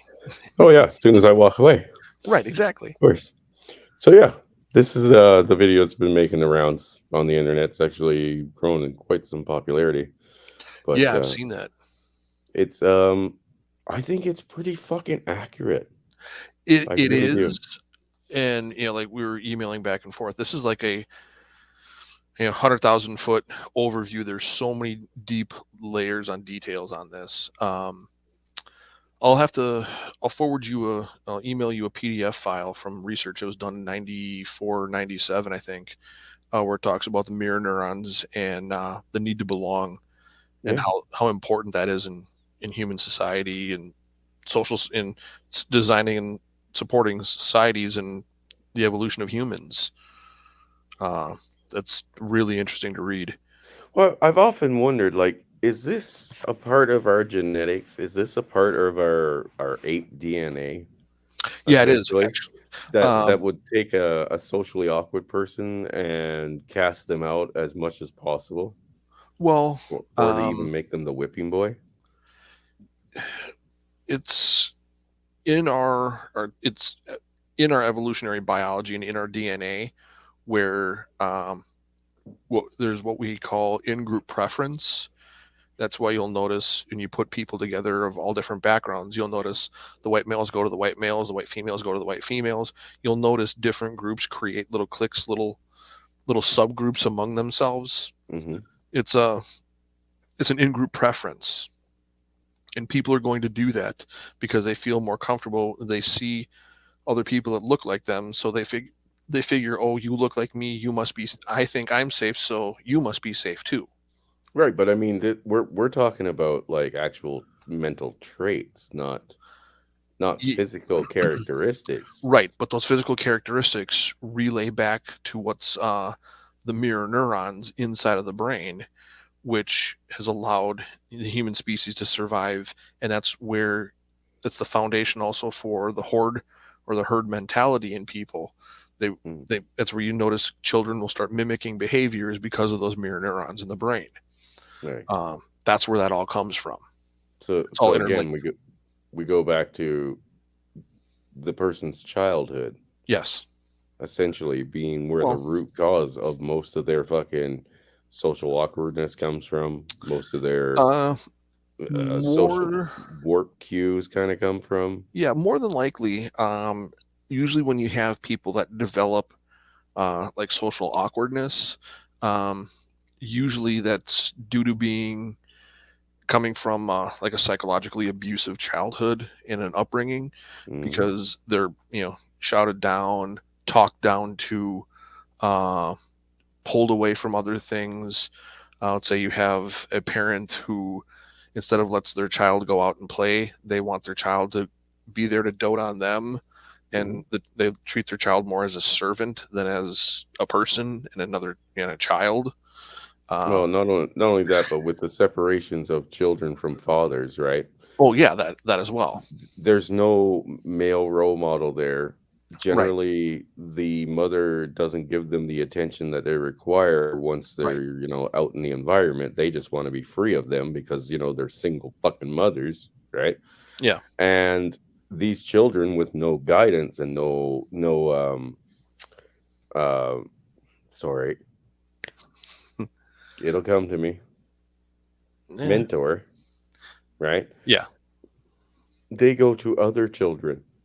And generally, these other children don't have any mentors that didn't come off a TV or a fucking rap video, right, right? right. And they become the new mentors for children like mine, Yeah, right? and un- that is unfortunate. However, the mirror neurons don't discriminate. If they see behavior either as positive or negative, the mirror neurons basically are going to look at a group dynamic. It's a social dynamic of things. So Mhm. if you see person throws football, person becomes accepted by other people, then that kid's going to pick up and try to throw a football. If a kid watches somebody flashing jewelry on a screen and staring at a tablet all day, and they get attention from other people, then that kid is going to go around and go to that tablet and flash whatever they can in front of it to get the attention. Right. Now, that is good, bad, or indifferent. It can be used and manipulated many different ways. Now, the the double-edged sword on that is, I don't want to get too deep into the neurology and things like that, but women's brains, women understand physically they are more vulnerable than men. Women's primary drive is to get social acceptance because there's safety in numbers. Right. So if they don't have a horde of people, a herd of people, a group, a gaggle of girls around them, that's why you notice they always travel in groups, because they Yep. want to maintain group acceptance. So they will actually stunt the emotional and psychological growth of children to keep those children there just to validate themselves with attention.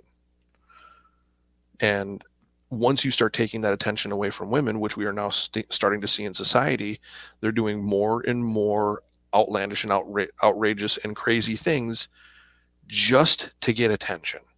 Yeah, they're going to extremes, and essentially, this is where I guess the term peacocking Yes. when it comes into play. Yep. The hens are essentially peacocking now. Yes. Just You know, because, and they'll never be able, well, very few I've ever seen are even willing or able to admit the deep lying inner insecurity and vulnerability of being alone. mhm. They'll say that they feel unsafe going out in the dark. They don't know why, but they feel unsafe going out in the dark. That's because physically they are technically more vulnerable than a man. Yeah, do men get attacked? Yeah, it happens. But you take a 5'9" male and a 5'9" female. I mean, look at the genetics, look at the anatomy and physiology, biomechanics. The man is going to have a physical advantage over that same woman of the same size. That's just the way our bodies are designed. Mhm. Uh, And I suppose it makes sense when these politicians cave and, make up weird fucking policies that oh not yeah, only not only favor women, but like completely oppress men. yeah, And because it's they're basically trying to they're putting up a facade, and they're basically attempting to put up an artificial straw man in the way of the woman to Mhm. to protect her from something that she sees or deems as a potential boogeyman threat out there. Yeah, not And because there's an actual threat, just right, because it right, makes her feel safer. right, exactly. And they're Yeah, basically psychologically and emotionally manipulating her to think this way. yeah. So yeah, And of and course, by pandering to them, I mean, they right. get the vote, right? Well, they're always looking for validation and acceptance. So if you say, I know this is a threat to you, I know this is dangerous for you, and I'm going to go and take care of that problem. Oh, Mhm. you're going to make me safer? Yeah, okay. Then that's what they're looking for, Mm. and they're just I mean, being manipulated. I think Pierce Brosnan had a chick on once that was saying that she was happy that men were afraid, young men were afraid to approach women or Hmm. to ask them out or to interact with them Yeah, I've seen because of many the interviews with women like that. yeah, because of the fact that, oh, well, they could end up, with a false allegation put Right, against them and their lives are ruined. And right. this lady was fucking just ecstatic about that idea. Yeah. Loved it. Loved it, dude. Well, Loved it. yeah, I'm going to give a shout out to Red Pill Rhino. I mean, one of his favorite phrases, I talk to him regularly, is 40 to 80 is a long time. You notice all these women that love the fact that they have that power trip. Hmm. I'm 23 years old. I'm 24 years old. If I say you did this, everyone's going to believe me and not you. Okay. Rule number one, never put yourself in situations where you don't have a witness. Never. That's a tough one when it comes to actual sex, though, isn't it? Yeah. Well, it's. Have you seen the movie or the TV series Upload? No. No, No. it's a good watch. Tinder, right, has Yeah. basically become a full-on just we're here to fuck kind of app, right? Yeah. So they meet people, they swipe left on each other type of deal, and or right, whatever, Right. and they're just getting together to have sex. Well, they put these cameras on their chests, right? Okay. And they look into each other's camera and say, I give consent to this. Oh, That's basically where we are today. yeah. We need those fucking cameras. Right. But here's the thing, we have seen time and time again where guys have gone into courtrooms with tons of proof Oh, saying, yeah. look, Oh, yeah. And, look, this yep. wasn't rape. And they were like, no, she Mhm. changed her mind. Yeah. And that's why I said earlier in our conversation, never get yourself in those situations. Women control access to sex. Men control access to relationships. If you want a thrill, if you want to rush, I'll tell you right now, don't chase women because that's just going to put you at risk. If you want a thrill, you want to rush, go to like a used sporting goods store, go to a a place where you can find inexpensive sporting goods stuff. Mhm. Go pick up a longbow. Go pick up a bow. Pick up some arrows. Learn to shoot. Pick up a target. You can start that pretty cheap. It's very inexpensive to get started at it. Start with that. Then get into bow hunting. That will give you more of a rush being out in the woods within 5 yards of another animal and it not knowing you're there. I was going to suggest a whorehouse, but that was a bit off Yeah. the answer you had. The other, Personally, I think if we made brothels legal everywhere and put one in every town, young men wouldn't have half the problems that they do right now. well, no, see, we're from two different schools of things. See, I would rather direct young men to learn how to go fishing, learn how to fillet your own fish, learn fly fishing. You want to I'll tell you right now, you catch a 17 or 18-inch largemouth bass on a fly rod, dude, your heart's going to be racing for the next 2 hours after. That's going to be a huge rush for you. Dude, I come from an island. Yeah. So, But you know what I'm talking about being outdoors and going fishing, absolutely. going hunting. But we still all have sexual needs, right? We all have sexual urges. Now, when I was in my 20s, I was nowhere near in control of my urges as I am now. Yeah, see, Right? I was a little different in my 20s. That's why I was like, I'm glad not to go back. Yeah, see, dude, I worked for a private security company and a defense contractor. So trust me, I had more than my fair share of opportunities with rather attractive women. And that's where I learned a lot of self-control. I was wise before my days because a lot of dudes I worked with, they were just, they were slinging seed worse than what pop stories are. Like they were doing shit in parking lots, parking garages, you name it, wherever, however. Yeah, they were doing that. And now all of them have, most of the guys I used to work with, if they're not dead already, most of them have multiple kids with multiple mothers and paying out the nose in child support. Everything that they earned working for as a defense contractor is gone. Yeah. Well, yeah, I can see where that takes them down a sad road. Generally, though. Yeah. And hear me out. If we had brothels everywhere, these are paid professional women, right? Okay. Just like in places like I think Denmark and Like Amsterdam and Amsterdam and stuff like that, right? Yeah.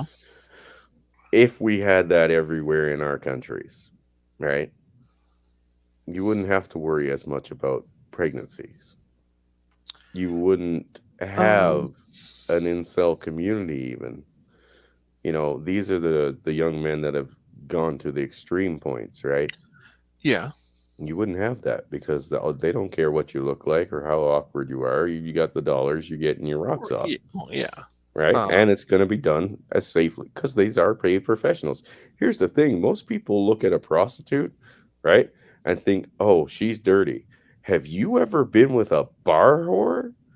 They fuck more guys than Kellogg's have cornflakes, and they don't know what rubbers are. Oh, yeah. At least that prostitute insists that you wear protection. You know what I mean? Oh, yeah. Because her job depends on it. 20 years ago, I knew a few girls that were escorts. Never did anything with them, but I knew them. I knew who they were and what they did. Mm-hmm. And I'm still in contact with some of them. And let me tell you, 20 years has been rough to them. They made great money in their 20s. They were high-end professional call girls. They were, for lack of a better phrase, they were prostitutes. Yeah, that's what escorts are. They're prostitutes. Yeah, these girls were making about $4,000 to $5,000 a night. That's a busy girl. They were running around with all the white collar guys. Nice. Yeah. So there are those, and then there are the other ones. But I see your point about removing the stigma from that. Yeah. I'm not saying don't learn to fly fish and shit. I'm saying that when it comes down to it and your fucking little head is overthinking your big head, having a fucking exit for fucking all that tension, Yeah, right, is yeah. not a bad thing. No, it's not. But I would rather promote uh, learning other skills and being able to channel into control and suppress those urges at times, because later in life things may not work out the way you want and you may need to suppress those urges. Oh, yeah, no, definitely, definitely. And Learning to get control of things doesn't mean you get it from the first time. Rome wasn't built in a day. exactly. And a And 19-year-old boy full of fucking testosterone is gonna want to fucking get his rocks off eventually, no matter how many fucking oh, places you take him. You know what don't I get me mean? wrong, that was me when I was that age too. But Yeah. um I learned from some very, very wise individuals that kind of directed me towards other things, and that kind of helped a lot. I mean, yeah, I had more than my fair share of opportunities to do stupid shit like that, Hmm. but I didn't. And there are much better ways.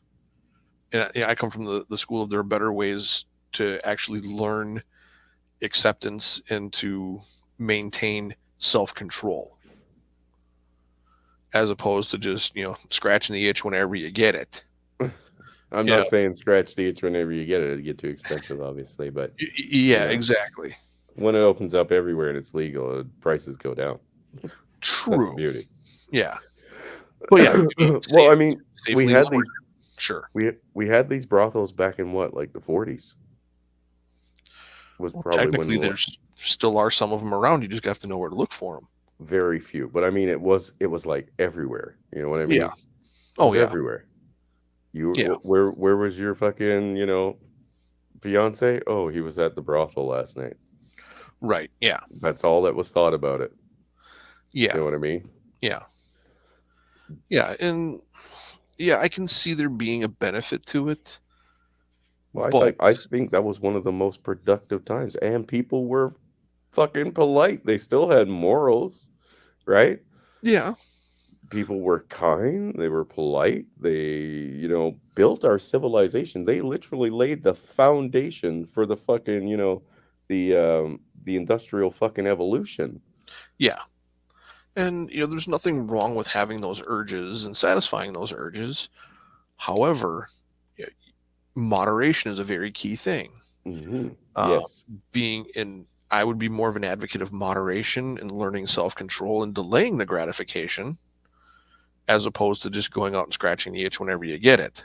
Okay. Yeah, no, Uh, that totally makes sense too. Um, because I mean, if you do, if you're working on a rig in the middle of the day, you get that urge, you can't just stop what you're doing and just go scratch that itch. of course not. I mean, and that's There's a time and place for everything. right, exactly, But that's where your mentor would come in and say, "Hey, look, man, there's a time and place for everything." exactly. But yeah, I mean, Again, goes back to not having a fucking mentor that's worth a damn. right, and that's I think the calling of I think what should be the calling of this community is those guys that are 30 to 35 plus should be more mentoring those guys under 30 to 30 to 35. Hmm. Hey, there's a time and a place for this stuff. Yeah. And time and the place isn't when you're in college. You're supposed to be there to learn. You're there to set yourself up to put yourself in a better situation. Yeah.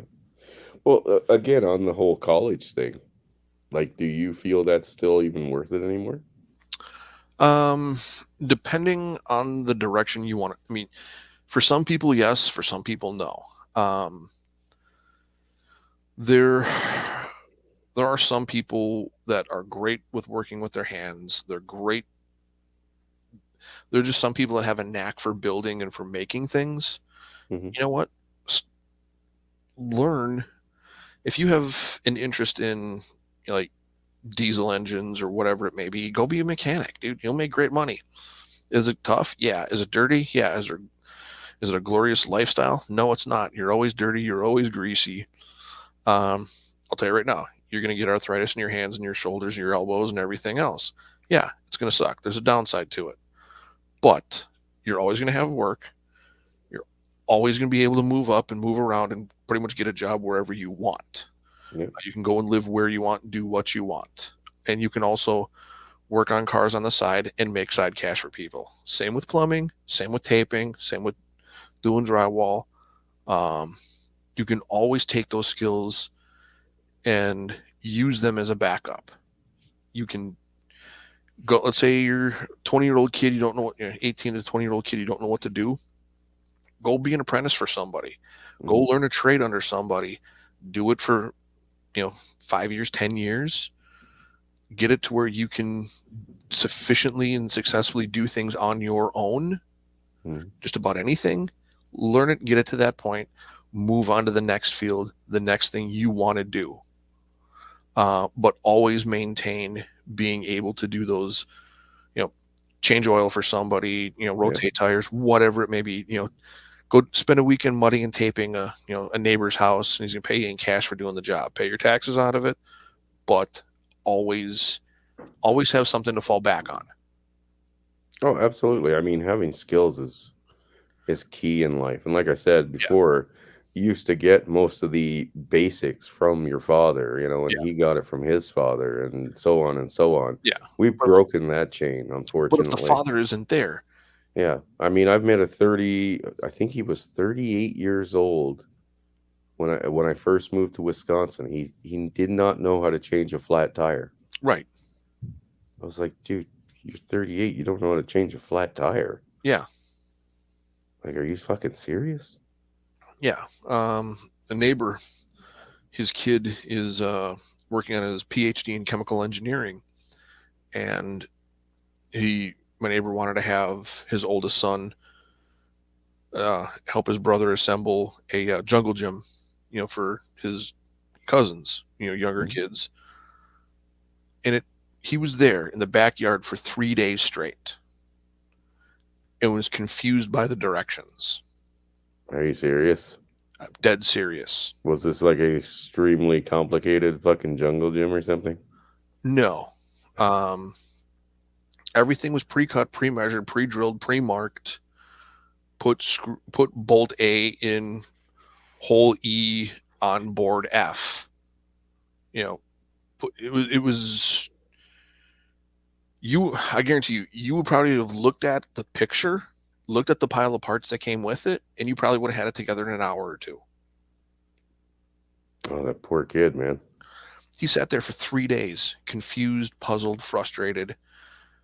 Went out and got a square and looking at angles and trying to I'm just like, I was watching this kid. I'd check him, see him every day doing this. I'd go to work, come back. Kid's still sitting out there in the yard, confused and frustrated. And I go over and I'm like, hey, what's going on? Like, you've been on this 3 days. And then he's like, I don't know what to do. How does I'm like, okay. Does this part look like this? Yes. Okay, this goes here, right? Well, according to the diagram, yeah. Okay, this goes here, right? Yeah. Okay, where does this go? And it took me 2.5 hours to talk him through building the entire thing himself. Well, I just basically problem solved it through for him. And he's like, oh, I guess this wasn't that difficult to do. I'm like, no, you have a diagram. You have all the parts cut. You have everything done for you. And so it was idiot proof, and he couldn't get it. Yeah. Oh. And this kid's working on I think his master's or PhD in chemical engineering. Well, I mean, And don't get me wrong. I'm all for people being book smart, but Jesus Christ, it doesn't hurt to be fucking world smart either. Exactly. Yeah, the kid just couldn't grasp what you and I grew up with as basic tasks. Yeah. I don't know how many times I get people that call me, hey, I bought a new TV. I know this isn't what you usually do, but can you put a TV on a wall for me? And it's like, you're kidding, right? No, I've never done it before. You got to be kidding me. Probably didn't even know how to find a stud, right? I asked him where the studs were. Oh, what's a stud? Oh my god.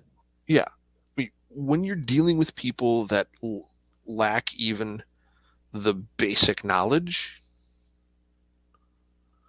and it's like they were amazed.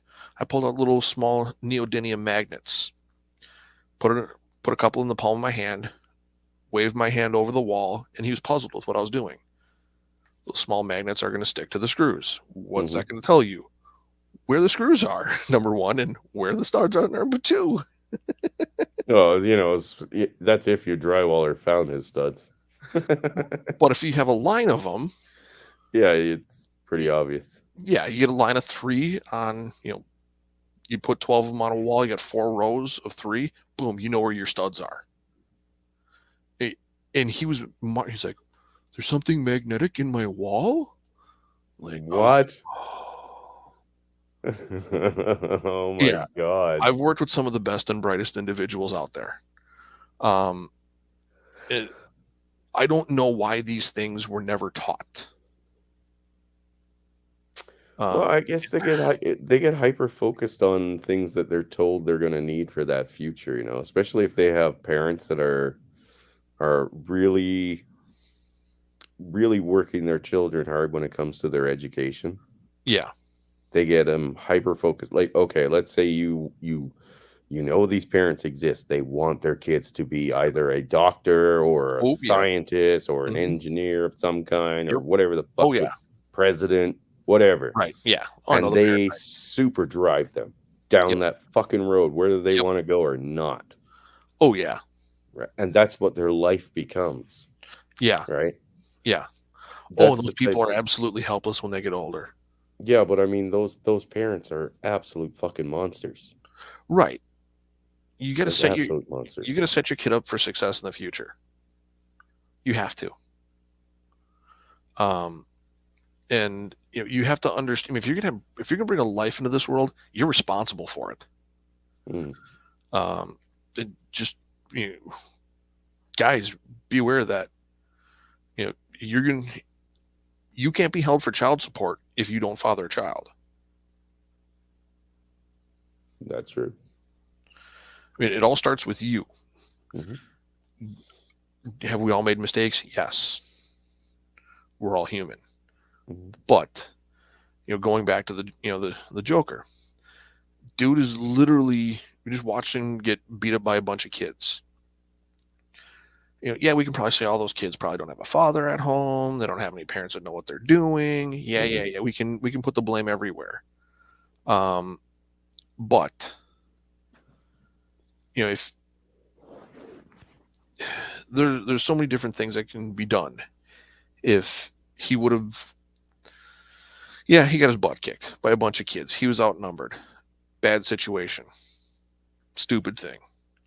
It happens to all of us. We all get kicked while we're down.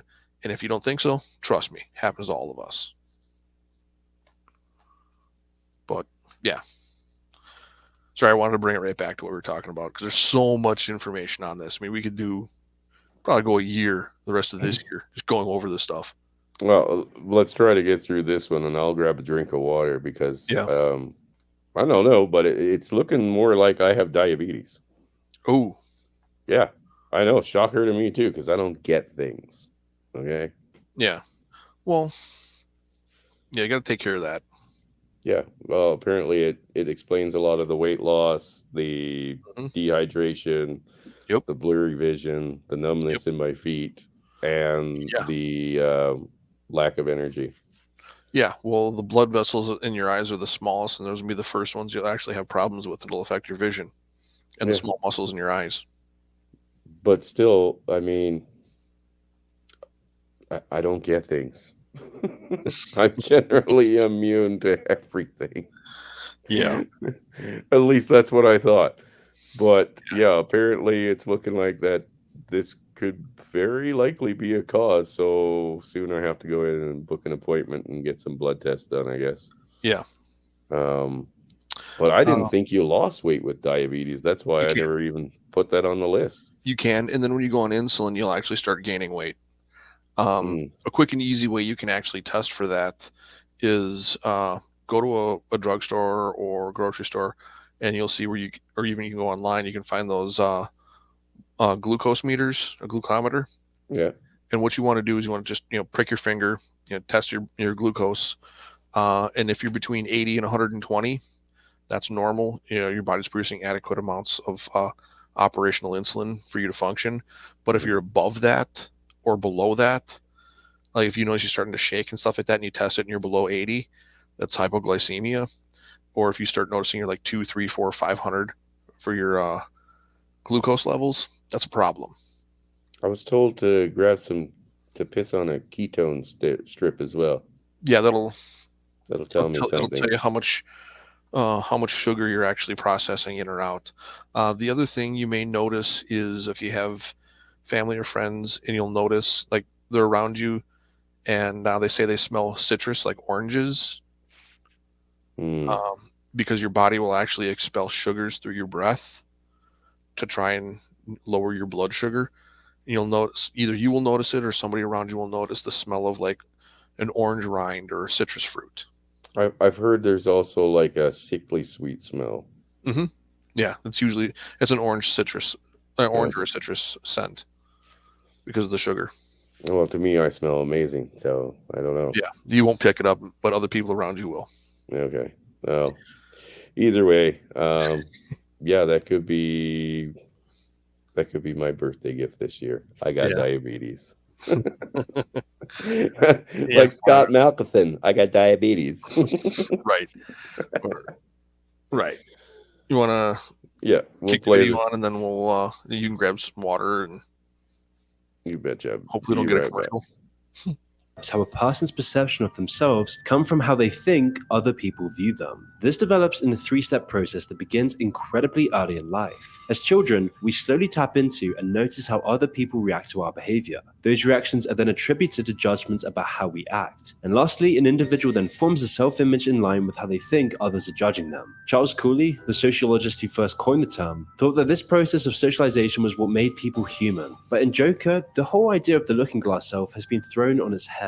Arthur's self-image is so terrible because he's been convinced by other people's actions that he himself is terrible. And this creates a positive feedback loop, where every time someone treats Arthur poorly, he mistakenly believes that he deserves it. And a negative self-image like this will only lead to a compounding hatred of oneself. And Joker is just so popular because there are millions of men like Arthur in our world today. Because our entire culture is creating a breeding ground for loneliness, despair, mental illness, where we're bathed in atomizing celebrity at all cost nihilism.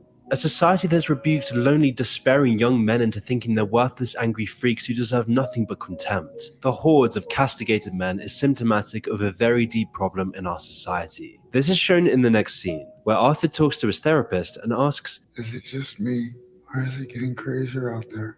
But unfortunately, talking to a therapist doesn't seem to be helping his mental health a whole lot. So instead, he tries to get something out of the session by asking for a higher dose of his 7 medications, but all to no avail. He tells his therapist that all he really wants is just to not feel so bad anymore, but finds no refuge in her cold demeanor. Arthur treads a long flight of stairs up towards his apartment where he lives with his mother. She is almost physically immobile, whilst also being mentally unwell, with Arthur being left to take care of her all by himself. Once the two have dinner together, they turn on their favorite TV show, Live with Murray Franklin. Arthur idolizes the host, so much so that he starts imagining what it would feel like to be amongst the audience. In his daydream, Arthur envisions sitting amongst the crowd and shouting out to Murray, who asks him to stand up. He starts talking about taking care of his sick mother, all to hear inappropriate chuckles coming from the audience. However, Murray immediately settles them down and relates to Arthur's story by talking about how his father left him as a child. I lived with my mother before I made it, just me and her.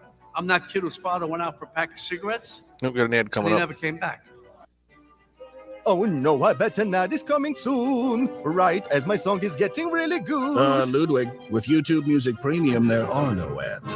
Oh, dope, dope, dope, dope. Get YouTube Premium. All YouTube, no interruptions. Yeah. Gotta love the ads. You guys know how it is when you buy a new Mac. It's super fast at first, and then pretty soon after it starts to slow down. That's probably because you haven't been using Clean My Mac X, which will help clean, speed up, optimize, and protect your computer. I use it on my Mac. That is my daily driver, and it is really, really dope. Not only is the first tool just insanely satisfying, SmartScan looks at your system log files and your user cache to see what you don't need anymore to make sure that everything is optimized and can speed up your Mac in just a couple of seconds. And then Space Lens is so cool to see what's taking up the most space. As somebody who is constantly running out of space, I use this all the time. And it's like, oh, that's the 1 terabyte file that is just absolutely draining my SSD. Plus, you get optimization for programs and malware tools to make sure that there's no viruses or bad things on your computer. So to make sure your Mac is running as fast and as smooth and as optimized and as crispy and as clean as possible, check out Clean My Mac X. Yeah. More junk, more ads. Taking your time and your attention and selling it. Gotta love it when people do that. I know what that's like, Murray. Murray is like a father to Arthur, and he invites Arthur up on stage, and the two share a reassuring embrace. The next day, Arthur returns to work and has a chat with his co-worker Randall before he starts the shift. While the two talk, Arthur mentions the group of teens who assaulted him, and Randall offers him a gun for his protection. Arthur's hesitant, but Randall insists, and so Arthur takes the gun. And right before he's about to leave, Arthur is told to stop by his boss's office. Once he arrives, his boss coldly reprimands him about losing the company's sign the last day. If you don't return the sign, I gotta take it out of your paycheck. Arthur can only put on a phony, empty smile, as his boss takes a cut from his wages to pay.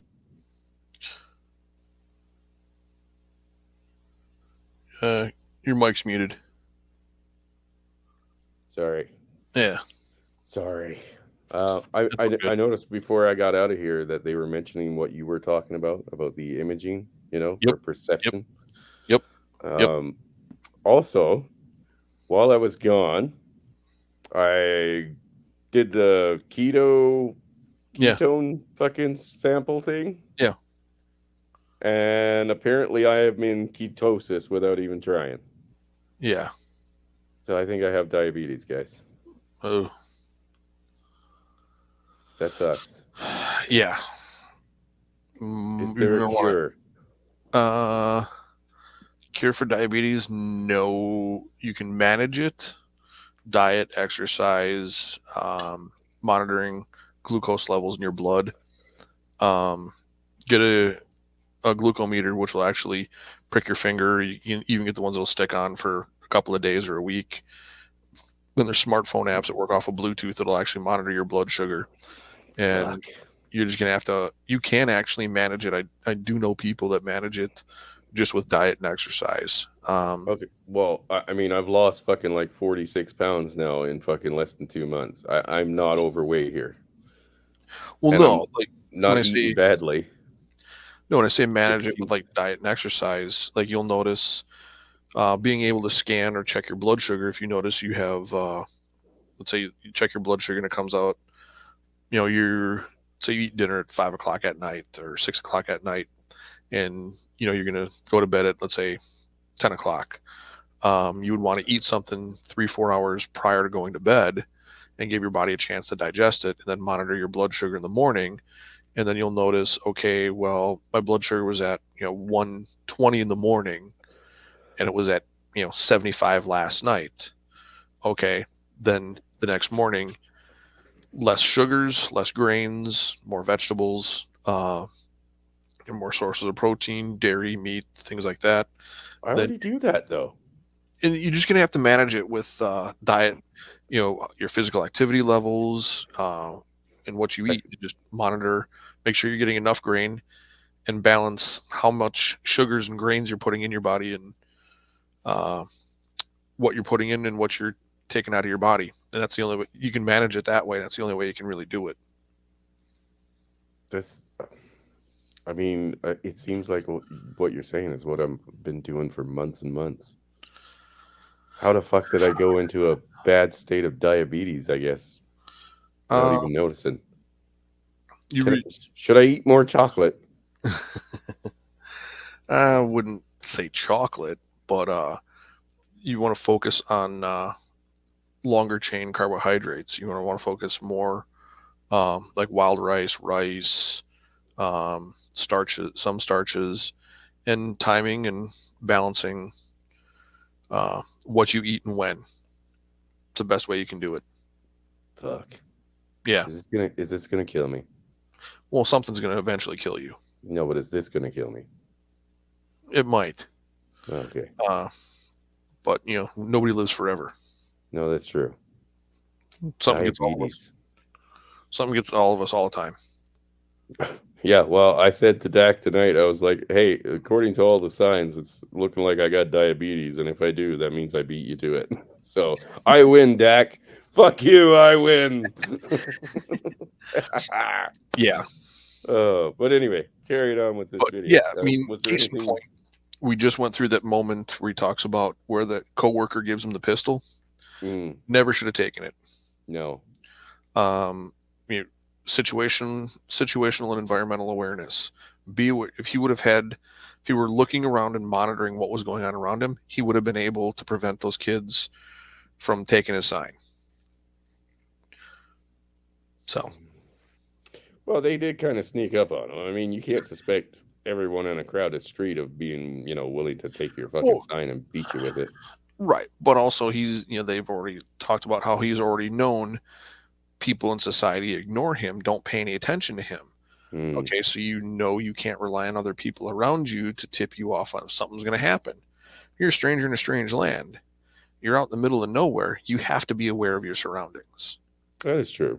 I mean, like you said about hiking, camping, hunting, stuff like that. I mean, just sometimes you're the hunted. Yeah. I know from personal experience. Yeah, so you know do what I. I mean? So, it's always a bit of a surprise when you step into like a sleeping fucking animal. Oh yeah, trust me, I've done Yeah. it. I spooked a moose. Yeah.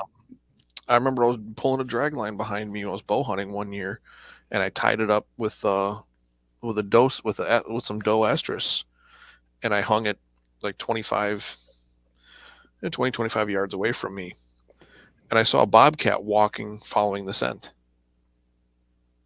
Wow. Yeah. And that fucker didn't bounce on you? Well, I was 20 feet up in a tree. He didn't see me. Oh, thank God.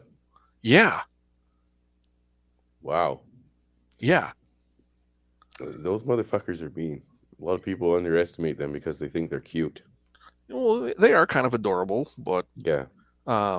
They're also fucking predators. Yeah, exactly. Yeah. Cute predators. Right. Yeah. But yeah. Anyway. Yeah. But yeah, situational awareness, and that's another thing you will learn from hunting and being outdoors. Oh, and that's where a lot of like you were saying, like, we have the Xbox generation, right?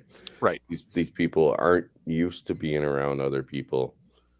They aren't prone to cues or even like just putting them out there. It's like looking at a nervous mouse in the fucking middle of a stampede. You know what I mean? Yeah. They stand out that way. Yeah, Polska, we're still going. Yeah. We're gonna try to wrap it up around 2.5 hours at max, but we got to get through this video first. So, let's go here. Yeah. For another sign. It's clear that Arthur has nothing going for him. He has no connection to his work. He has no connection to the people around him. He is completely unfulfilled and washed with nihilism. And this is where the second stage of societal revolution enters the picture. The resentment stage. You see, Arthur represents millions of lonely men who have been trodden on by society. Each and every time they're put down, it makes them more and more resentful of the society that has rejected them. This resentment then boils under the surface, and it's clear in Joker that this exact process is happening to Arthur. It adds to the growing resentment within him, and every time he's dehumanized like this, it burns away more of his looking glass self. The loneliness and negativity that this creates in both the individual and the society leads to mass resentment. But what is resentment if not a lack of good communication? Our society has ignored Arthur and millions of men like him, but beyond that, the lines of communication have broken down completely. There's no outlet for men like Arthur. There's nothing left for them to turn to. In Michel Foucault's book, Madness and Civilization, he paints a picture that's strikingly similar to what we've discussed. He states that madness or mental illness isn't purely biological or a chemical problem, but is instead deemed so by the society of the time. Like in our age of cancel culture, where we've been taught that people who think differently are a danger to society and that they must be ostracized and bullied into silence. You see, there's numerous factors contributing to how a society perceives and labels individuals as mentally ill. But for Foucault, this has led to an overly simplistic view on madness as a whole. The practice of rejecting those who think differently has deprived people of the ability to interact with outsiders. And this fracture in dialogue leaves many people unable to talk about or even really comprehend the underclass's problems and the reasonings for their disillusionment. And this of course only leads to more loneliness and isolation for those living on the outskirts of society. Which is why the Joker holds a mirror on how a society that shames young men is in fact responsible for the consequences that this brings. A hollow, meaning I kind of wanted to step in there and say that this is absolutely what is going on. Oh yeah, Absolutely. When yeah. we That's tell exactly people, what we're seeing happen. yeah, I mean, we've been told as men, like throughout my whole fucking life, and I'm sure yours too, we are fucking the worst of the worst. We're Oh all yeah, fucking garbage. And it just got worse and worse as it went to the point where yeah, today you can literally say and almost do anything you want to a man. And it's still considered like he deserves it yep, because of what's between his legs. right. And that's why my point previously about, go to your local, probably a park in your area that you can start either fishing or start archery or start something outdoors. There's going to be people there. You can network, you can learn from them.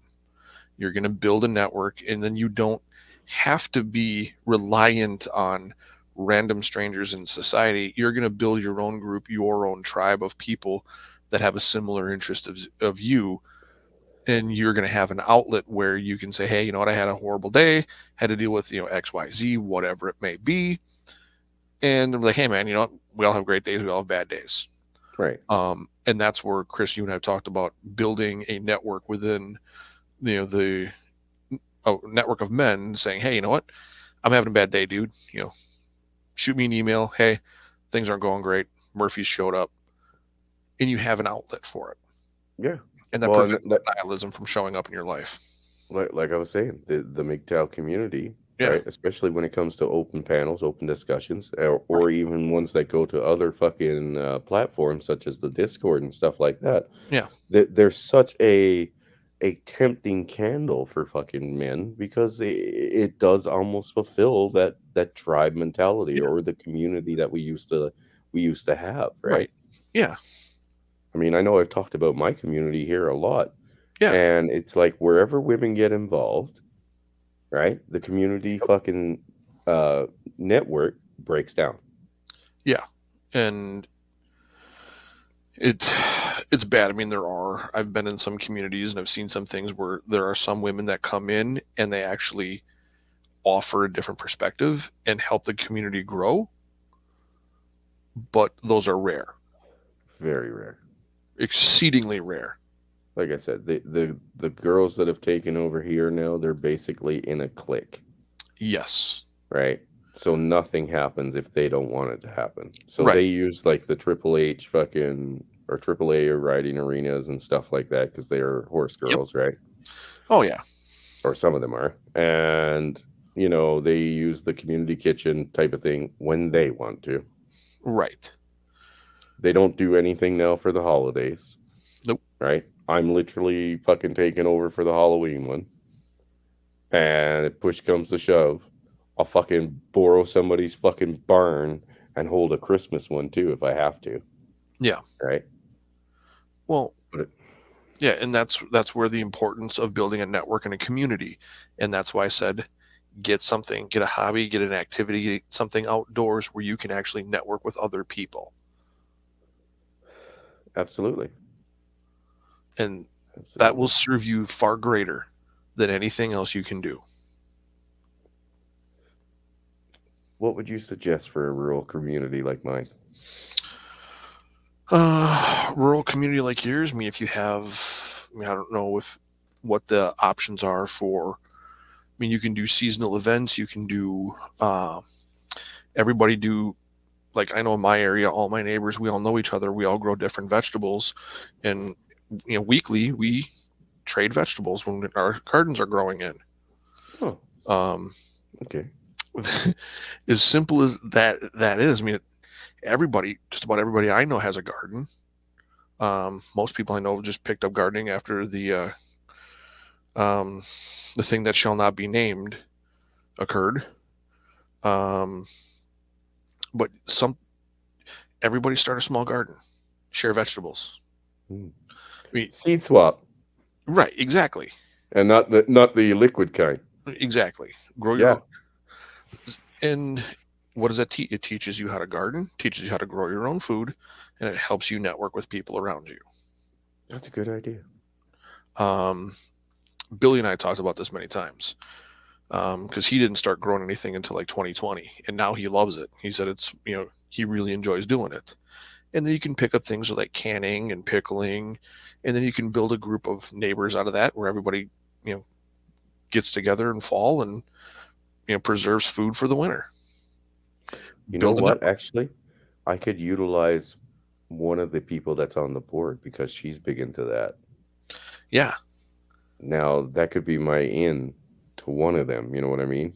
Right. Not to manipulate in a bad way, but to manipulate in a positive way. Well, yeah. Any kind of human interaction is manipulation at its core. Right, but with a moral background, we'll say. Correct. Because I have to have my moral high ground, right? Right. And something as simple as that. If you like fishing, fish. If you like biking, bike. If you like hiking, hike. If you like to be outside and you want to be friends with your neighbors or whatever it may be, grow a garden. Well, I've considered moving out here. We have an area right nearby where a lot of the dirt bikers and quadders and even horseback riders come out to visit, right? Yeah. Like today it was packed, but there's nothing there for them. Right. Like there's literally just space to park. That's it. There are facilities sitting right there. Right? Again, back to the community fucking board own fucking shit. Right. That literally are just sitting there now, not being used. Right. So, I guess if I could get really in deep with a couple of the board members, it'd be like, okay, so how about every Saturday and Sunday we open up this bitch? You know what I mean? Serve hot dogs to people that are coming and give them somewhere to get a drink of water or something like that, right? Make them want to stay. Simple, kind gestures that keep them there and keep them coming back and keep growing the community. Exactly. And doing those simple things helps prevent the nihilism that we were seeing them talking about in the progression of becoming the Joker. Yes.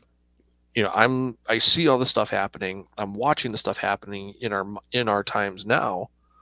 But what can we do? Okay, yeah, we see a problem. What can we do to stop it? What can we do to prevent it? What can we do to change the course? Like I said earlier, his coworker that gave him a gun, he should have just put the locker, either hand it back and say, no, I'm not going to do that, or put it in a locker and never touch it and just go and drop it in a drop box at the police department. Don't start picking fights like that. These are some of the small changes and small events that he could have changed and he could have done differently. And so, yeah. But then again, that requires, some insight to how, you should behave in society. He's clearly had none of that. Yeah, well, I mean, if he's seeing a therapist, I'm surprised that wasn't even discussed. Yeah, but most therapists, let's be honest, they're not very good. No, they're not. I mean, if we had to give out fucking Darwinism awards for fucking therapists, they'd all have one. Oh, agreed. Agreed. So, but hey, well, let's keep moving. Yeah, let's keep moving on here. We'll play a bit more. Meaningless, synthetic culture that shows nothing but vicious hostility towards true expression and authenticity. And this lack of effective public dialogue is clear in Joker. Arthur is constrained by the clinical apparatus of therapy that has become his only place of solace from society. In his first scene with the therapist, it's clear that Arthur isn't getting any actual help from the system. He still feels awful all the time, and it seems like his medications aren't even doing what they're supposed to. What Arthur really needs deep down is friendship, love, and community. All the things that the radical atomization and breakdown of modern society destroys. Arthur has no one to talk to or any way to meaningfully express himself, and it's tearing him apart. But as Foucault said, there's no dialogue with people on the fringes anymore. And that is what causes growing resentment in society, when huge swaths of men are completely detached from the world around them and pushed into the shadows. We see this in the next scene, when Arthur takes his anger out on a nearby dumpster by violently kicking it on his way home. Oh, fucking ads. Yeah. But at least I'm here to skip them. Yeah. But just as Arthur is about to take the elevator up to his room, he stops the door from closing after a woman asks him to hold it. Introducing herself as Sophie, she's joined by her young daughter, and she begins making small talk with Arthur. This comes as a shock to him, and Arthur has trouble maintaining composure. After Sophie makes some joking notions about the awful state of their building, she mimes shooting herself in the head, and this little hand motion sends Arthur head over heels for her. You see, so far in the movie, Arthur's only meaningful connection has been with his mother, so when a woman shows him some genuine affection or at least treats him like a human being, this 180 makes Arthur immediately fall for her. But he isn't exactly in love with Sophie, since he barely knows her. Instead, Arthur is in love with the idea of what she could be. In Arthur's mind, Sophie is an image of perfection and safety rather than an actual person. She's the escape from Arthur's horrible dystopian life, and yet due to his anxieties, Arthur hedges his bets and doesn't talk to her any longer, as she could either outright reject him or turn out not to be the person he had imagined, because she is the only ray of joy to come into his dreary, hollowed-out existence. And if he squashed that, he'd have nothing left. Because Arthur doesn't have higher purposes or goals. His life consists of feeling inadequate, feeling numbed on medication, living a boring existence, all so that he can seek relief from the tedium by intervals of pleasure. And these pleasures and joys are uncertain and brief, so Arthur has to grab any joy he can and drown out the realization that his whole life is futile and meaningless. And it's this sort of thing that actually leads to things like incels and OnlyFans. This phenomenon has grown immensely in the past few years, something that we haven't seen before in hundreds of years of history. And this is a result of a huge section of society being completely detached from the people they see on a daily basis. It's this loneliness and not having any goals that makes people do crazy things to nourish their soul. But these solutions are always only temporary. They fall through the hands. We see these solutions, we see these glimpses of pleasure as mere projections. In the case of OnlyFans, a viewer is merely projecting what they want to see onto a woman, and this is just a symptom of millions of men who lack any meaningful romantic connections. These men are everywhere, men who have fallen through the cracks of society and have been reduced to depressed hedonists. But of course, these solutions are never sufficient substitutes for real human connection, and like almost all pleasures, they end up leaving you feel empty inside. You see, all the factors that we've talked about contribute to the massive problem of loneliness. And this feeling gives way to a bitter hatred for the society that isolated them. And this is yet another way that resentment has been brewing in our society. Things like OnlyFans only compound the problem for these lonely men. And matched in the real world, Arthur also seeks a parasocial relationship with Sophie and starts stalking her from afar. That is until she notices and stops by Arthur's apartment afterwards, questioning if he was following her around. Are you following me today? Arthur has no idea how he's going to get out of this predicament, and so he admits what he was doing. Although strangely, Sophie doesn't seem too bothered by all of this, and so Arthur invites her out to a nearby comedy club as he's been practicing his craft and finally has the confidence to perform. However, it all goes awfully. The only thing that goes right is Sophie being the only one to laugh in the audience. Be a comedian.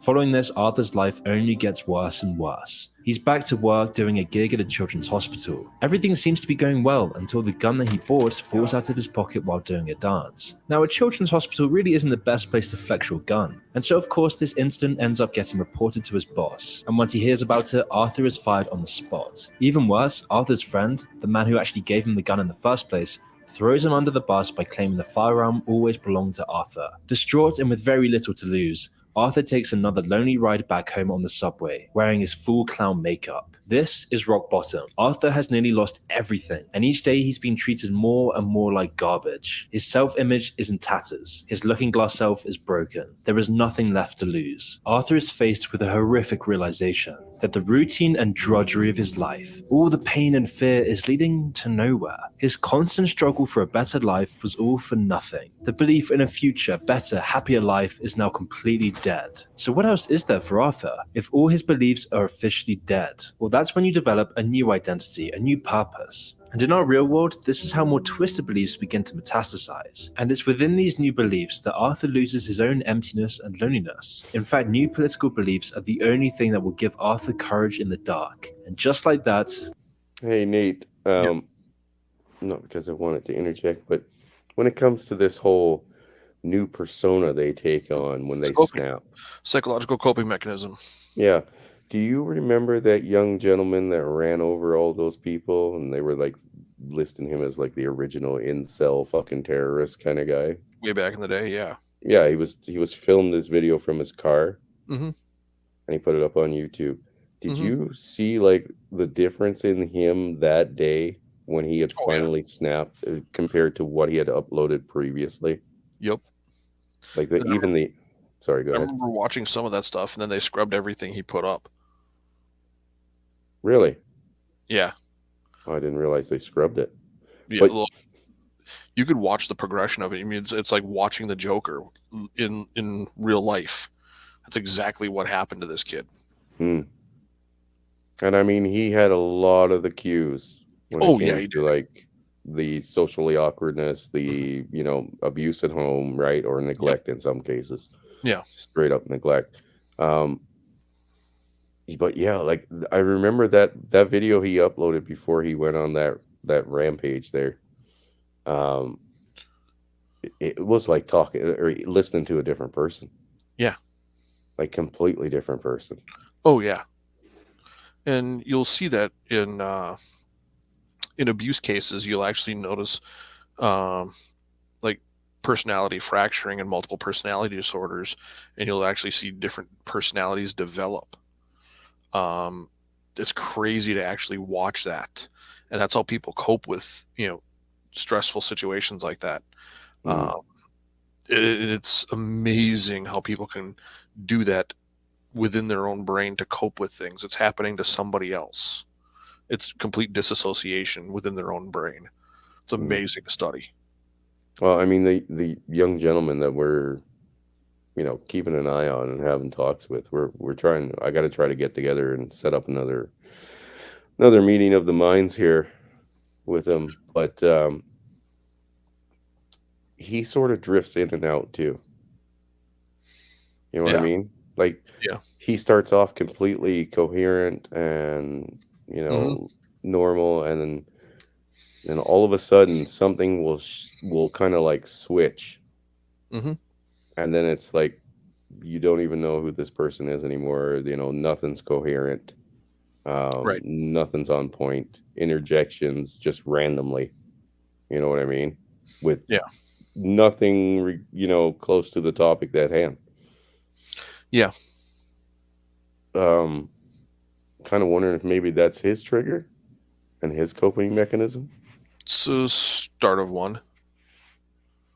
One that's clearly not gone to the point where it's like always on now, but no. And the thing is, usually in cases like that, you're going to notice, usually before something like that, before he'll interject and like change the subject, you'll notice he'll get really quiet in a group conversation or a group setting, and then all of a sudden he'll interject with something that's completely off topic and derail everything in a direction of something that he knows more about, just to feel like he's still part of the group, to reassure himself that he fits in there. That's literally word for word what happens. And it happens repeatedly. Usually around 10 to 12 minutes. Probably. Yeah. Sometimes 20. Yeah. Dude, I told you, I studied this stuff above and beyond to the point where it would scare most people. Well, what would you recommend? Because, I mean, we're trying to help the guy out, obviously. Yeah. We did all our conversation with him backstage. I'm by no means a licensed practitioner or you don't have to be. But what I would do is, you're sitting on your phone, you're sitting on your computer, put a timer on your phone. Every 5 minutes, directly ask him something.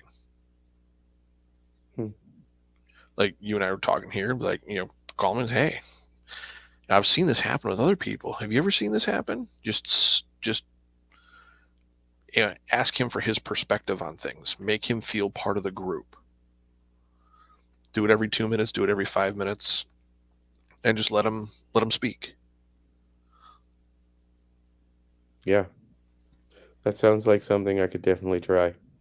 Like I It, said, it's very it, simple. it does seem like if the topics go on and they bounce around from person to person, Yeah. it might be something he has no input on. Right. So after a while, he just randomly switches and just interjects with something completely out of the blue. Yeah.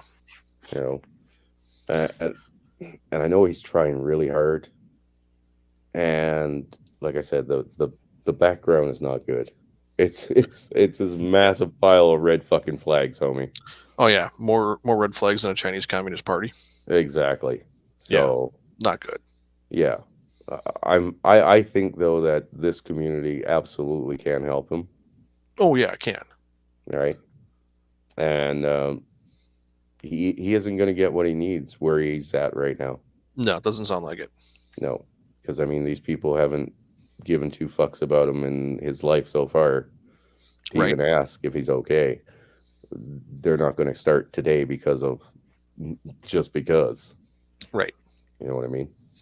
Yeah, it takes an active community to change that. Yeah, absolutely. Well, I'll continue playing this on and we'll get out of here soon.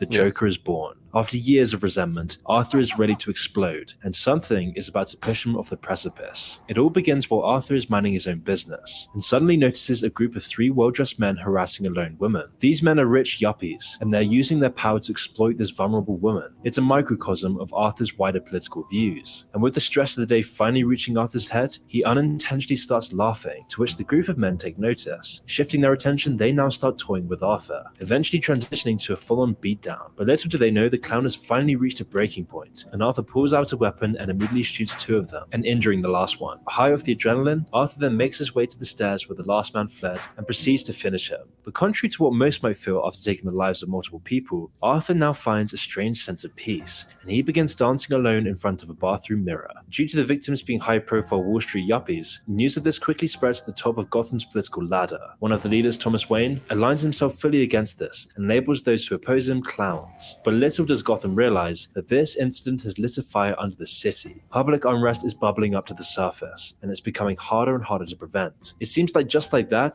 thousands and thousands of people hide behind clown masks. And these clowns aren't just thugs. They are the consequence of a society that has turned their back on the underclass. A generation of frustration, anxiety, agitation, and repulsion to modernity's supposedly high standard of living. A standard of living that solely comprises of a violent and complex stimulation of sense at every second of the day, causing the need for more and more violent stimulation. A generation that craves distraction, as many distractions as can be crammed into the shortest possible time, all while living a life completely isolated from everyone, with no attachment to their labor or society. It's becoming a simple reality for millions of these people that there is no longer a belief in the society that they live in. The binding traditions of the society they live in are no longer enough to fortify the Where all your tabs go, everywhere you go.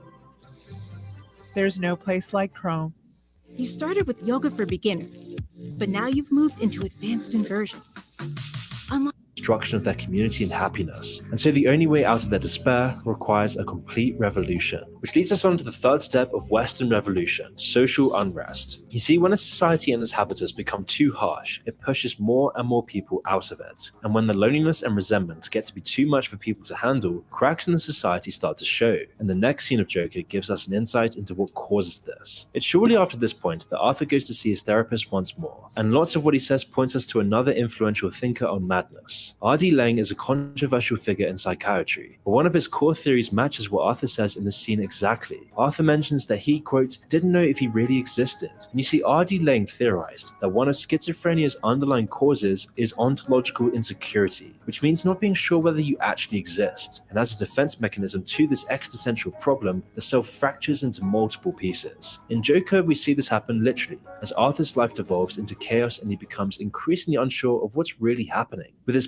personality splintering into two, Arthur and his new identity, the Joker. But here we can see a change in Arthur. He seems to have confirmed to himself that he really does exist, and the reason why is clear. He has found proof from the chaos itself that he created. His first meaningful impact on society wasn't done by Arthur, but by this new Joker. And this process also happens in the real world every day in the form of political radicalization. Men who have nothing to live for fall into an existential crisis, and often the solution they find is ideology, whether that be intellism or political extremism. But all of these ideologies offer a destructive outlet for resentment disguised as a belief system. And if enough people get swept up by this new ideology, if enough people want to tear down the society they hate, it can directly lead to unrest, violence, and revolution. Sometime later, Arthur gets a visit from a couple of detectives investigating the subway murders. The duo starts grilling him, but Arthur is able to hold it together and get them to leave. Shortly after, he finds that his mother has been hospitalized because of a severe illness. Once he pays her a visit, he sees that none other than Murray Franklin is live on TV, making a mockery of his stand-up. And while it seems like Murray is going to cancel Arthur, he actually receives a phone call moments later inviting him on the show. He reluctantly accepts, but then suddenly gets a bright, twisted idea after hanging up. Instead of going along with the inevitable public humiliation, Arthur will instead send everyone a message by ending himself on live TV. This is how he shows how sick the society has become, and he will sacrifice himself to do this. And you see, this is the turning point, where the Joker begins truly spiraling into madness. Firstly, after talking to Mr. Wayne, Arthur soon discovers that his mother was never actually his biological parent, and that he had been an orphan this entire time.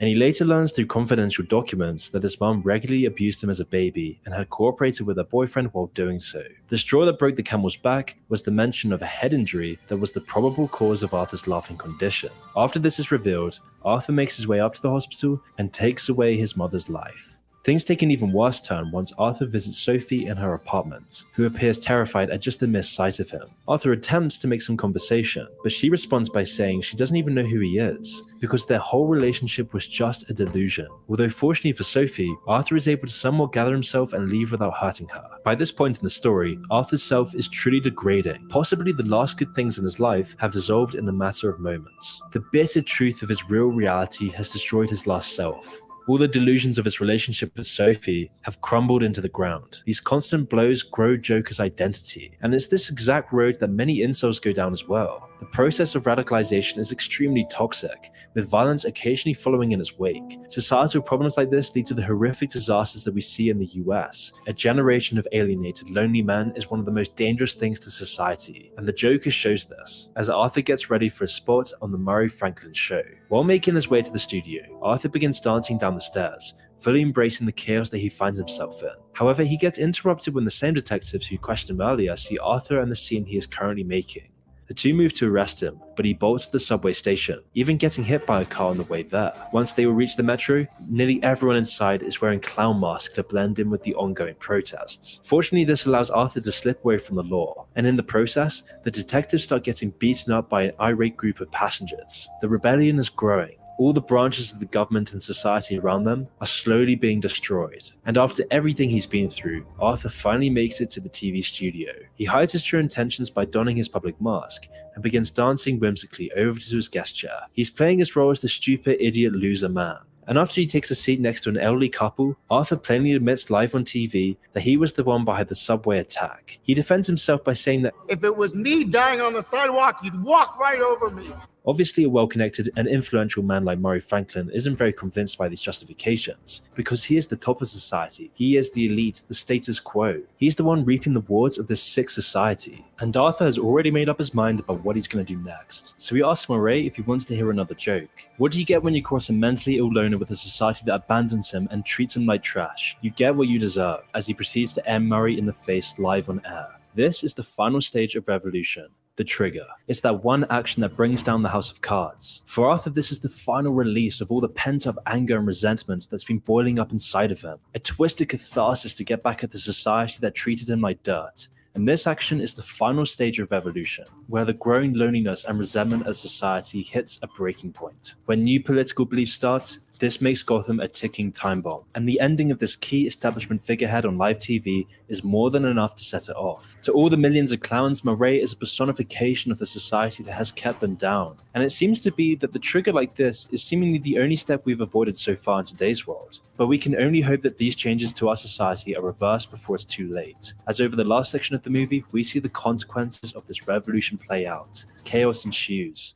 with riots erupting all over Gotham. And in the back of a police cruiser, Arthur sees the sheer scale of the upheaval that he has caused, and it brings a smile to his face. It seems like Arthur is on his way to be locked up for life until a rogue ambulance crashes into the vehicle, killing the two policemen, with the protesters then carrying an unconscious Arthur out of the wreckage and laying him gently on the hood of the car. After a few seconds, Arthur gazes round at the massive crowd that has formed. It's at this moment that Arthur no longer exists. His new identity, his new belief, his new hope for a better world has begun. And so he starts dancing in a similar fashion to before, as he draws a smile with blood across his mouth, and the crowd cheers seeing their Messiah. At the end of the film, the Joker finds himself imprisoned in Arkham Asylum being questioned. He has been telling a psychologist a story, and begins laughing once it's all said and done. The interrogator wants to know what's so funny, but Arthur responds that she just wouldn't get it. Moments later, he steps out of the room, and the film ends on a hallway shot of Arthur walking towards a window filled with light, leaving behind a trail of bloody footprints in his wake. Just like in Joker, tragedy is all that awaits if we see this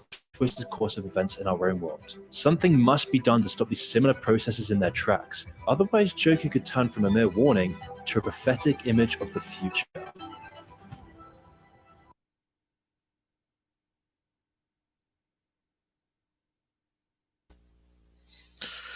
And you never know which individual out there is going to be the one to actually snap like that. You never know. That can happen to anybody. Sorry, I was muted the whole time there. I personally wanted to say I thought that video was beautifully done by Moon. Yeah. And as for who was going to snap, any of them, any of us, all of us, you know what I mean? At any point in time. Any point in time. I mean, people are fucking fed up with this shit. Yeah. The COOF thing and, you know, the government overreach, I mean, that's just all perpetuated everything that much faster. Right. Because, I mean, they looked at most people and said, do what we say, because otherwise you're a piece of garbage. They fucking didn't discriminate then at all. Nope. So we got a couple guys that want to come in for a few minutes and say hello. So we'll open it up here, guys. And yeah, we'll see what everybody else thought. Get your guys' input on this. Personally, like I said, I think me and Nate were pretty much on the same level. We know that this is inevitable because most people have been so conditioned to essentially be the what was the show host name? Murray? Yeah. Was it Maury Franklin, I think? Yeah. Being a beneficiary of other people's fucking misery. Yep. You know what I mean? They get off on it.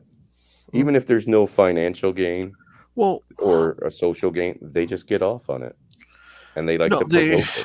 The only reason that they do it is because it's the easy way out for them. No accountability, no responsibility. They can do what they want, and they're rewarded for not doing anything. Taking an easy way out. You mean the people like the host there? Yeah. He doesn't care. All he wants to do is read a script, make fun of the society. He doesn't want to actively be a part of society. He just wants to comment on it without actually being involved with improving the community. And basically use it for his showtime to get viewers. Right. No, that makes perfect sense. I mean, we have grifters in our community that do the same thing. Right. He's looking to profit financially from it, and he's selling. He draws people's attention in, and he sells ad space to advertisers, just like commercials on anything else. Same thing. And I mean, it's not like certain people didn't profit from our fucking, oppression this last couple years, right? Right.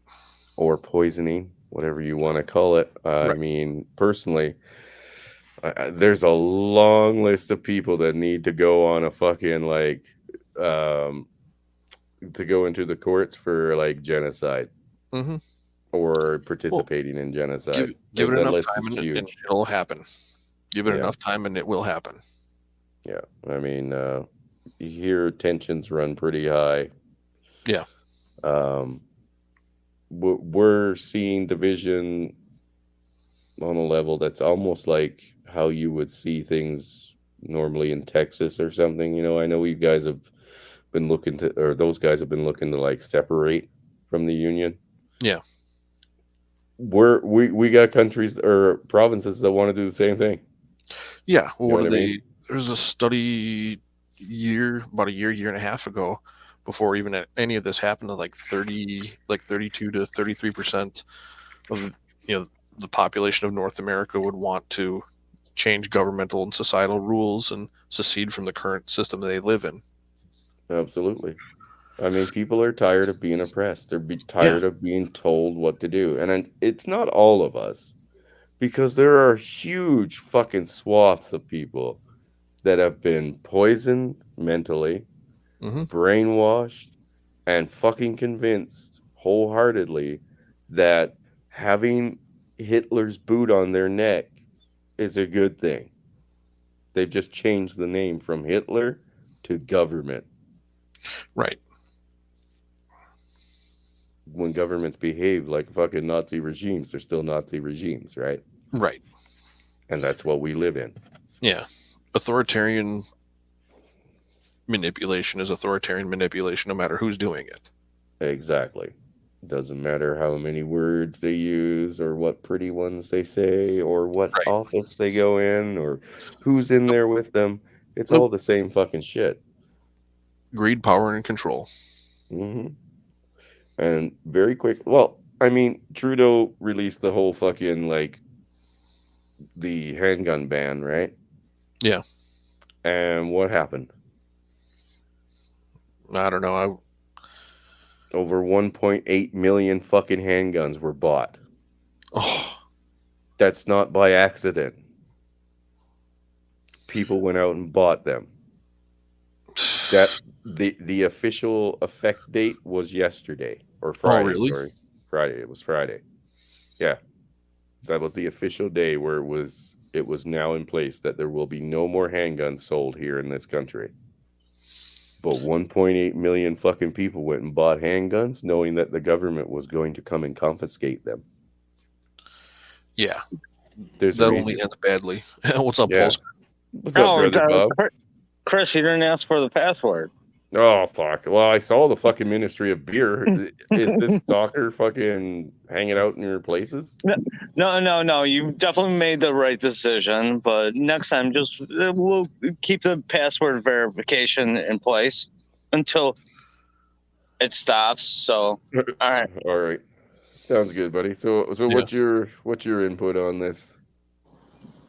Okay, on how the collapse of society is going to happen, I think we're all very, very clear on this, right? Yeah, we're clear on this, but yeah, is it possible to still reach out to our young men, especially, and bring them back to a fucking sense of reality, a sense of decency, back to the tribe before they get lost and fucking basically slaughtered like cattle? I think a lot of them are too far gone, which is unfortunate. Mm-hmm. I think we can pick and choose some, but no, it's too far gone now.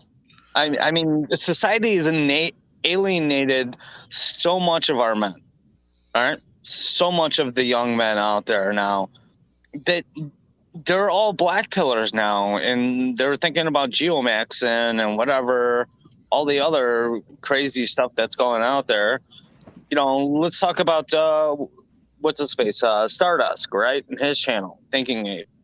Stardust is a black pillar now, and he was one of the original guys. So explain to me what because I mean I'm a bit ignorant to the whole black pillar thing, right? Like, what exactly are you saying when you say he's gone black pillar? Okay, they have it's nihilism basically is what they've gone to, right? They know that there's no hope at all. Okay. And Nate, I think you probably know a little bit about this too, but they've gone to the whole kind of like the Hormaxer side thing where they need to change their bodies and change their locations to to attract the female, right? Like a good part of that documentary you guys were watching was that whole thing, Arthur in his mind, that relationship with that girl, that was all in his fucking head. It never actually happened in the movie. Yeah. He just fantasized it. Yeah, he created it out of his mind and stuff like that. And I think that's a problem that's a lot going on with crushed men in our society, Now we've been beaten. Chris, the bottom line is that we didn't know we were in a war. And we had lost the war even before we knew we were in a fight. Yeah. We absolutely did. We lost the war due to the simple fact that we were trying to be more acceptant. You know what I mean? We were trying that whole PC thing fucking actually worked when it shouldn't have. No, yeah, like we didn't know there was an actual fight going on, and we'd lost the war before we even knew there was a fight. And the bottom line is there's only one way for this thing to go now. And I think, Nate, you realize it too. It's going to have to be a two-way rifle range. Oh, that's going to happen, yeah.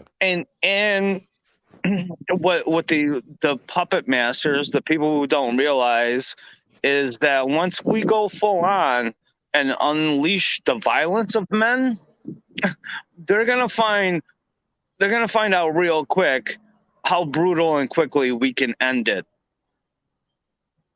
Well, I mean, I have to agree. It's just the end goals have to be, to some sense, moral. I'm not saying we all want to do fucking horrible things, but we're going to have to do horrible things for the right reason. I agree, but like I said, the fact that we lost this war already means that we're going to have to turn it on the state houses, on all the politicians, everybody who decided to change the laws, and we're going to have to reset the patriarchy. Oh, absolutely. Again. And as your emperor, I will make sure that I fix all of this, and it ain't never fucking coming back. As your minister of beer, I will make sure we make that happen. Bob, as the minister of beer, you have to be the minister of the ingredients for said beer, right? Yes, I do know how to ferment everything. So you have to you have to oversight shit. I am at my ministry of beer right now. And yeah, there you go.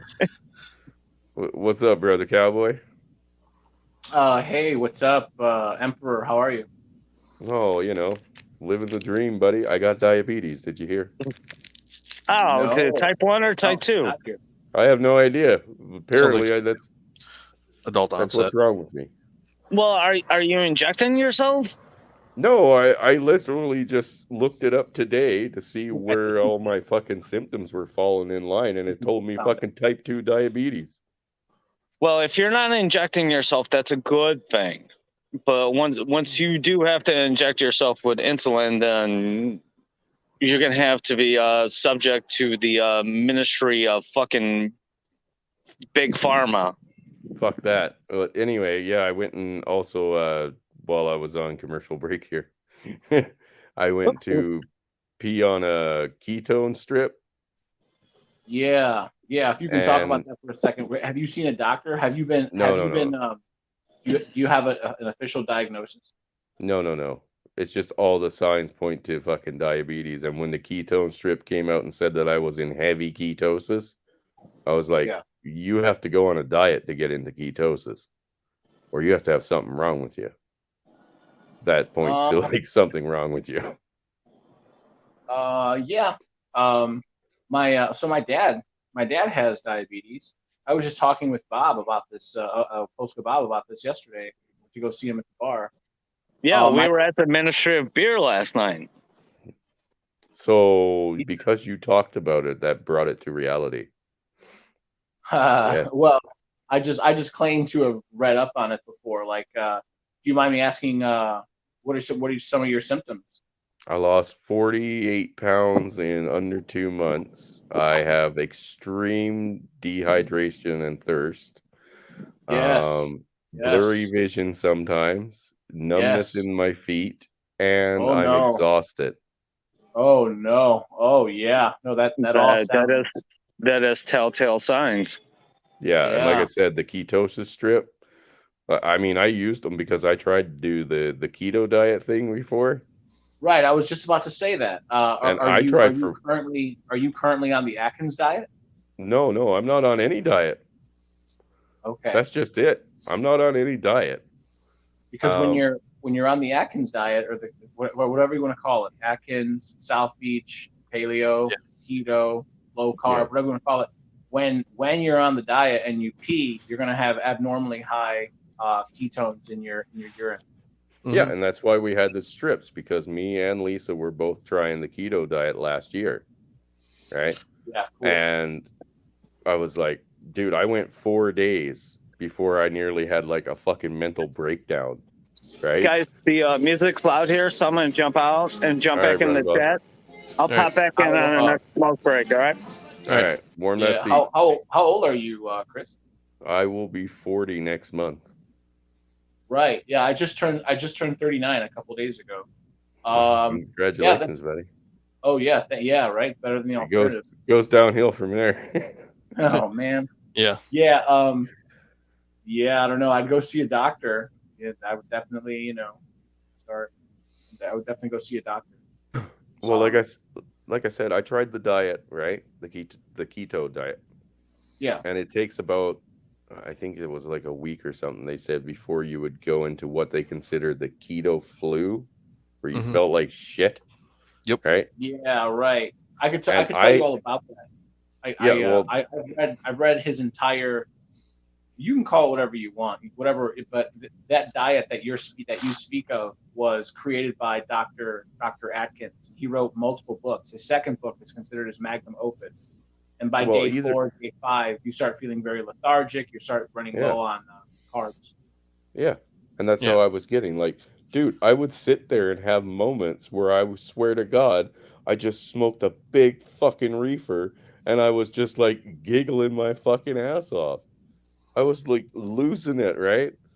But anyway, even going to that point, I could not get a reading on a ketone strip. Right? Yeah. Not even the lightest. I could not get a reading. Like, I was not in a full-on state of ketosis at that time. So much weight. Why have you been losing so much weight? Because I got fucking diabetes, and now that strip is black as fuck, or red, deep violet purple.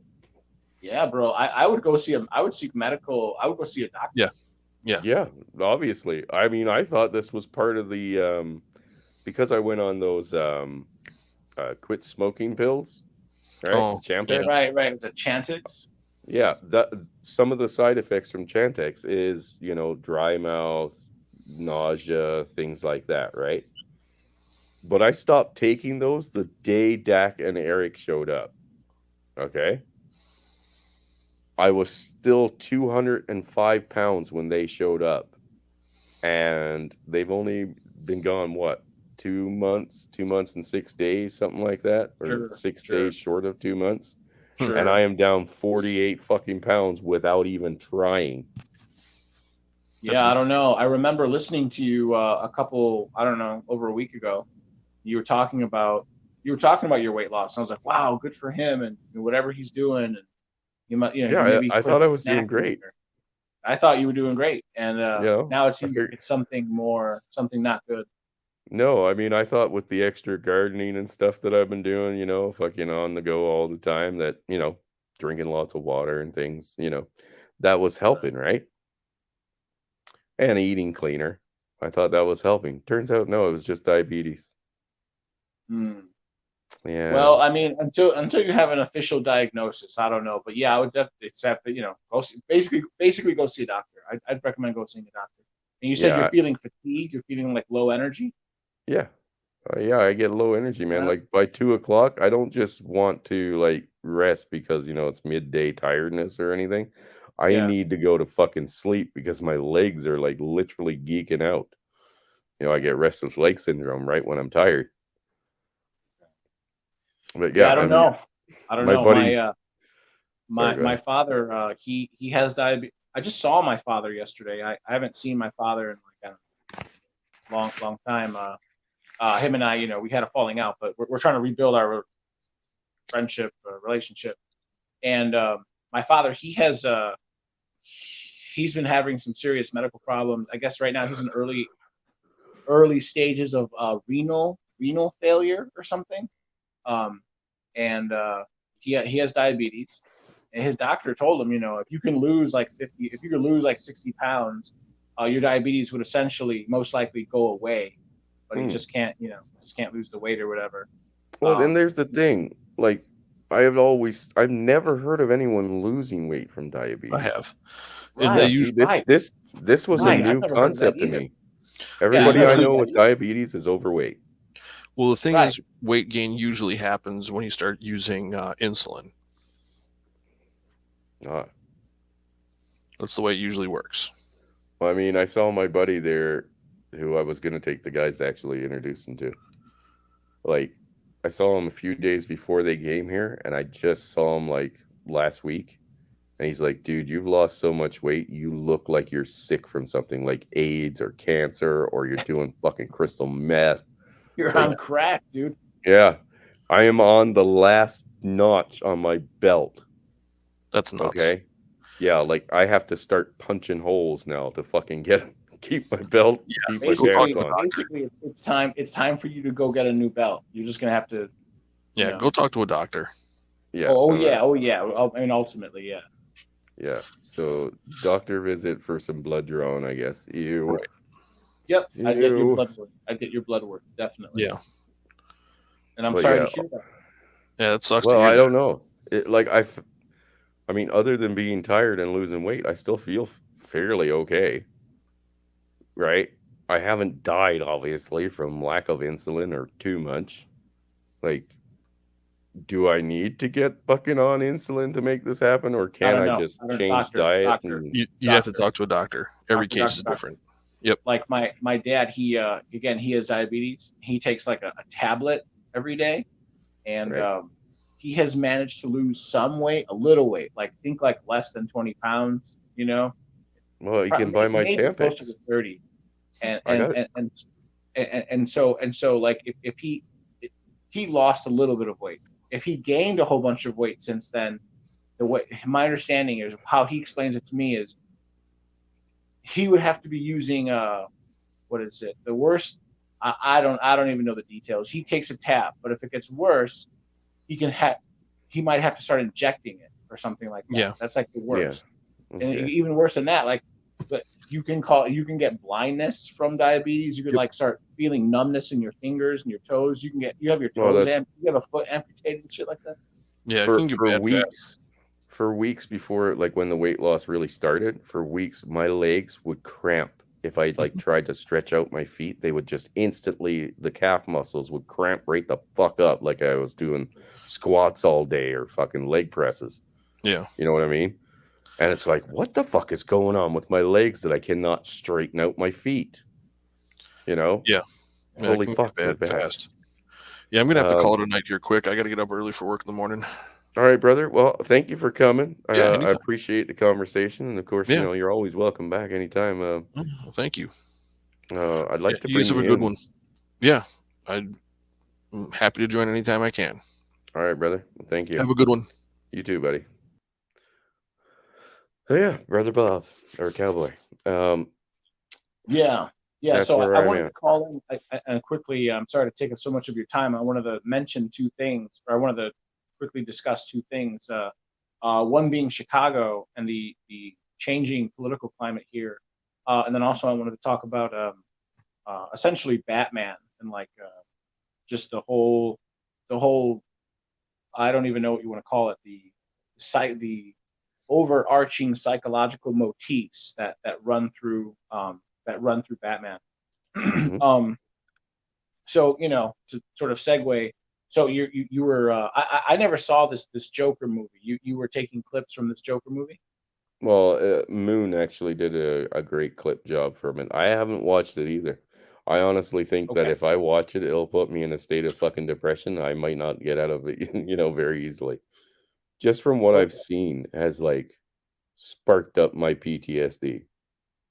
You know what I mean? Yeah, right. My cursory understanding of the movie is basically this character who becomes the Joker, and it just it shows like how his traumatic events led to him becoming who he becomes. He becomes the Joker. But Exactly.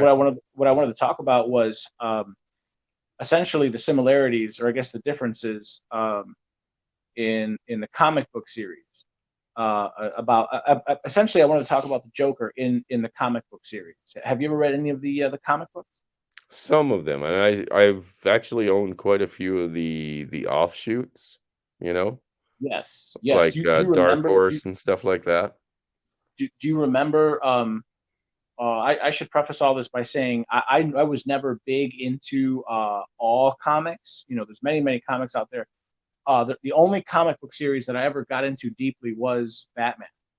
So I saw that you were you were doing the show, and you were talking about the Joker, and of course the Joker is Batman's arch nemesis. There are many enemies that he has, but his single biggest enemy is the Joker. Right. Yeah. Do you remember in the according to the comic book series how he became the Joker? Yeah, it's in I think it was Peter Nolan's The Killing Joke. Yeah. Now That sounds that was one familiar. of the darker, like, because it wasn't in the regular grouping of the comics. It was in like, I can't remember if it was produced by Dark Horse or it was co-produced by Dark Horse, but either way, I know it was Peter Nolan's The Laughing Joke. Yeah. No, it doesn't matter. The It point was a is, great book, guys. do you Great remember book. why he fell? Do you remember why the Joker falls into what you could call nihilism, or whatever you want to call it, a Yeah, descent into yeah. madness, or The one bad day theory, right? is it Where the one? I'm sorry, I don't yeah, it's the recall the one one. bad day theory where his wife was killed. His pregnant Yes, wife was yes. killed. He lost You his remember how job. she died? That's right. He lost his job. That's right. In all in one Yeah. day. That's right. That's Yeah, right. it's the one bad day theory. Yeah, and you know, a lot of other producers and I guess what do they call them, reviewers, have looked into a lot of the details of the Joker's fucking relationship with Batman and what he is in this fucking show, right? And they've essentially eliminated the fact that he's insane, and that he's actually not insane at all. He's actually super sane. So he realizes that he's in a comic, in this setting. But all the other characters don't, right? And there's one strip of comics where they put him in the Lazarus pit, which is supposed to drive people insane, and it made him normal, right? There's also the one where I think it was part of the same group of the Day Evil One, where he killed Batman and he I don't think stopped he ever. being the I don't think he Joker. ever killed Batman. Yeah, he Didn't he killed kill? Batman. He thought he killed I thought he Batman. killed Robin. No, he did kill Robin, but he thought he killed Batman. And then he went back to being the normal guy before his wife was killed. Oh, I don't know. Maybe I didn't really. Yeah, Maybe I yeah. didn't see that one. Yeah, there's a bunch of them like that. And then at the end of that story, it turns out Batman's still alive and he comes back to being the Joker. But when Batman was dead, I think it was going on for a year that he's, assumed that he was dead, and he went back Oh to a wow, normal no, I life. didn't know that. Let's see. From my, it's been a while. It's been a while, but I thought the only person that's ever defeated Batman was Bane. Bane broke his back, and Yeah, then no. He broke his I back. think a doctor by the name of Mary Jane Jensen, nursed him back to health over the course of like 18 months or something like that. But yeah. I'm sorry to get too much into nerd land, but yeah, no, the whole Batman series is fascinating. It's I mean, of course, all the action, lots of action, but what I find especially fascinating is the psychology. You have all these, it's full of psychology, right? You have Batman. He's like essentially this rich waspy character. His parents are murdered, and so he has to make a decision. Is he going to lose faith in humanity? But no, he doesn't. He decides to protect humanity, and he directs all his energies to the basically he doesn't fall into nihilism. The Joker is also very smart and very resourceful, like Batman, but he goes the other way. He falls completely into nihilism, and then it's just this descent into madness. And there are a number of occasions where the Batman where Batman and Joker are talking like a prelude to a battle or a fight, and the Joker talks to him and says, like, why do you defend humanity? Or what, he says Gotham really is just it's just a way of saying humanity. Why do you defend humanity? Why do you defend Gotham? These people hate you, and that's true, right? Like whenever Gotham needs Batman, they love him, and then Batman comes in, he restores order, and then they outlaw the Batman and pathologize him and criminalize him. Yeah. Right? Have you ever noticed that? Yeah. Well, again, that's another theory in the whole hero verse, right? Where the better you make a hero, right, the more powerful the next villain's going to be. Because everybody likes a hero, but everybody likes to see a hero fall. And as for the comic where Robin was killed by the Joker, it's a death in the family is the Is that what it series. was? Is that where he plants like a bomb, I think, on a truck or something, and one He of the beats him to death with a baseball bat. Is that what it is? Okay, yeah, Oh no, it's yeah, it been a was while. fucking It's been a brutal. while. Yeah. Yeah. And there was like two, or I think there's like three Robins, but yeah, I know. It's been a while. Yeah. There's a bunch Yeah, of right. Robins. That whole Batman series is full of amazing motifs. It's full of psychology.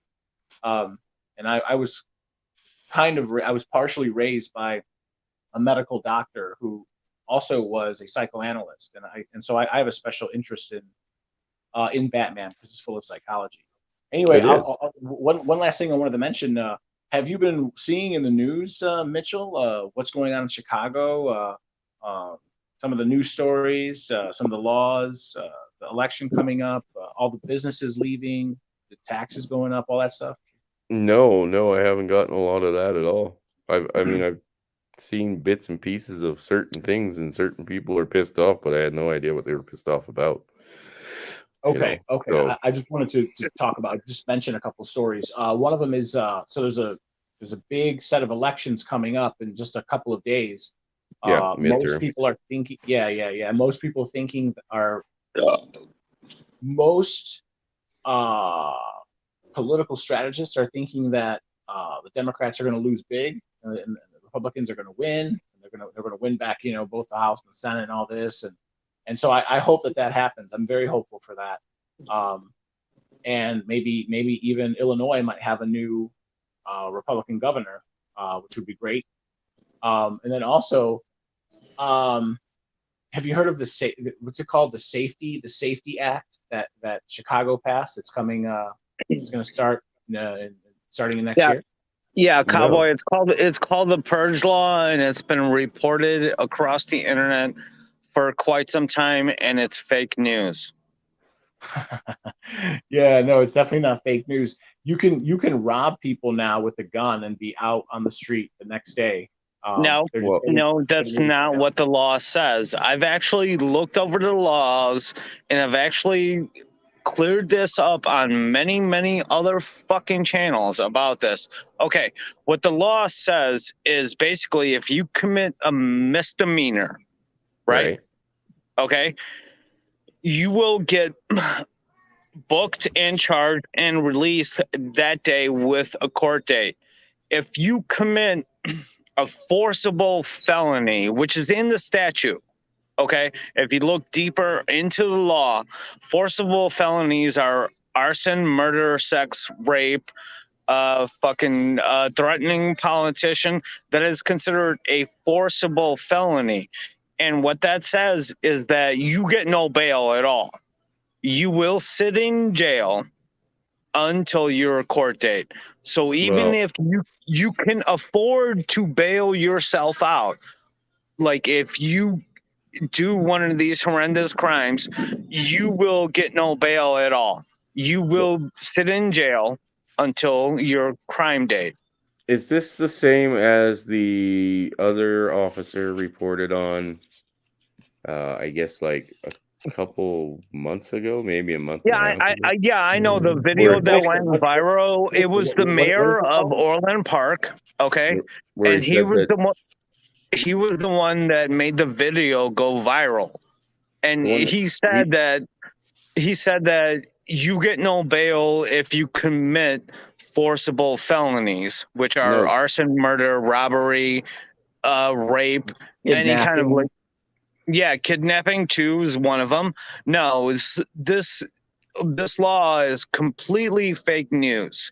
What's the name? What's the name of the? No, it's not fake. They're definitely no. They're definitely it's called the Safety Act. Safety Act. They're definitely making it easier to get out of jail.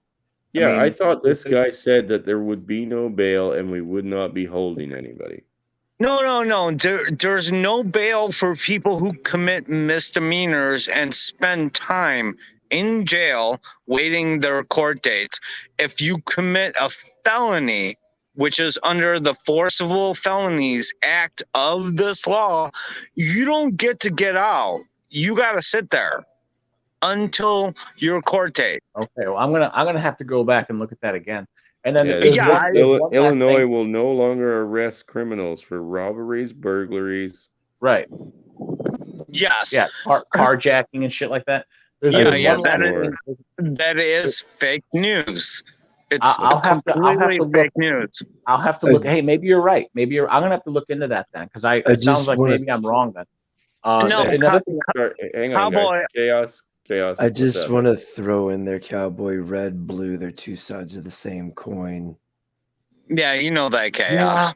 Yeah, I know. At the same time, like either way, you shouldn't be getting your hopes up. I know what you're saying.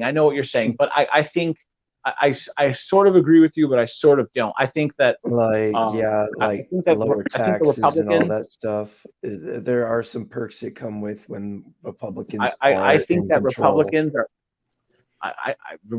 Republicans are tiptoeing. Fucktards. They don't work Chaos is right. They're the same. They're the same sides of the same bird that controls the political party. But again, I think the Republicans are tiptoeing towards authoritarianism. I think the Democrats are sprinting towards it. I know what you're saying, though. I know what you're saying. They're bull rushing towards it. No, the Republicans, man, all that is Democrats been coming over to Republican side, masquerading as Republicans the whole time and passing Democratic policies. Sure. But what I wanted to clear up is the purge law. The purge law is not what you guys think it is. It's fake news. That thing was disproven, but there are some. All right, guys, I'll jump back out and back in the train. Somebody could break into your house and you can't forcibly remove them. I mean, you can, but you could get in trouble. Someone's living in your back. Right. See, and that's what I'm saying. That's so chaos. Remove them, but you can't. In a way, chaos. You're agreeing. It's a double-edged sword. Well, there were some things that were disproven, though. A lot of that was disproven, but from what I've heard and understood, somebody could be living in your shed and you discover them, and you can get in trouble for forcibly evicting them using your own force. Right? I understand that. No, it's even worse. For example, in Chicago, if you have a gun and you're home and whatever, 3 ruffians break in and you shoot them, and let's say you kill one of them, the other 2 flee, you can go to jail. You could say, hey, I was in fear of my life. And they're going to say, well, but you shot them in the back. And so obviously they were fleeing.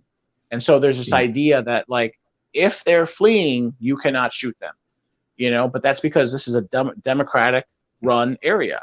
In Florida, Louisiana, Texas, most of the South and half of the Western states, they have something called castle doctrine. If someone breaks into your home, it doesn't matter whether they're coming at you. They're toast. It doesn't matter if they're coming at you. It doesn't matter if they're running. You can shoot them in the back. You can shoot them in the back, and you will not go to jail. And so you say, oh, the Democrats and Republicans are the same thing. No, they're not. Yes, they are, but one is worse. There are some perks that come with when the Democrats or when the Republicans are in control, but for the most part, they both work for the same batch of retards. I hear you. No, I hear you. Guys, can I just get a second here? I'm actually going to end the stream and allow us to talk in the back. The party just started. That's right. Actually, talk in the back. That way I can step away. I'm higher than a giraffe's balls. Like, I'm not as high as the giraffe's balls like Polska's. I'm higher. I'm past the asshole. Let's go. I'll drop the link for everybody. I'm going to take off as well. I just very quickly also wanted to mention that the economic system, the economic engine that is running Chicago is slowly deteriorating too. I don't know if you guys saw in the last month, like a whole bunch of corporations, just in the last like 40 or 50 days, Citadel has left, Caterpillar has left, Boeing has left.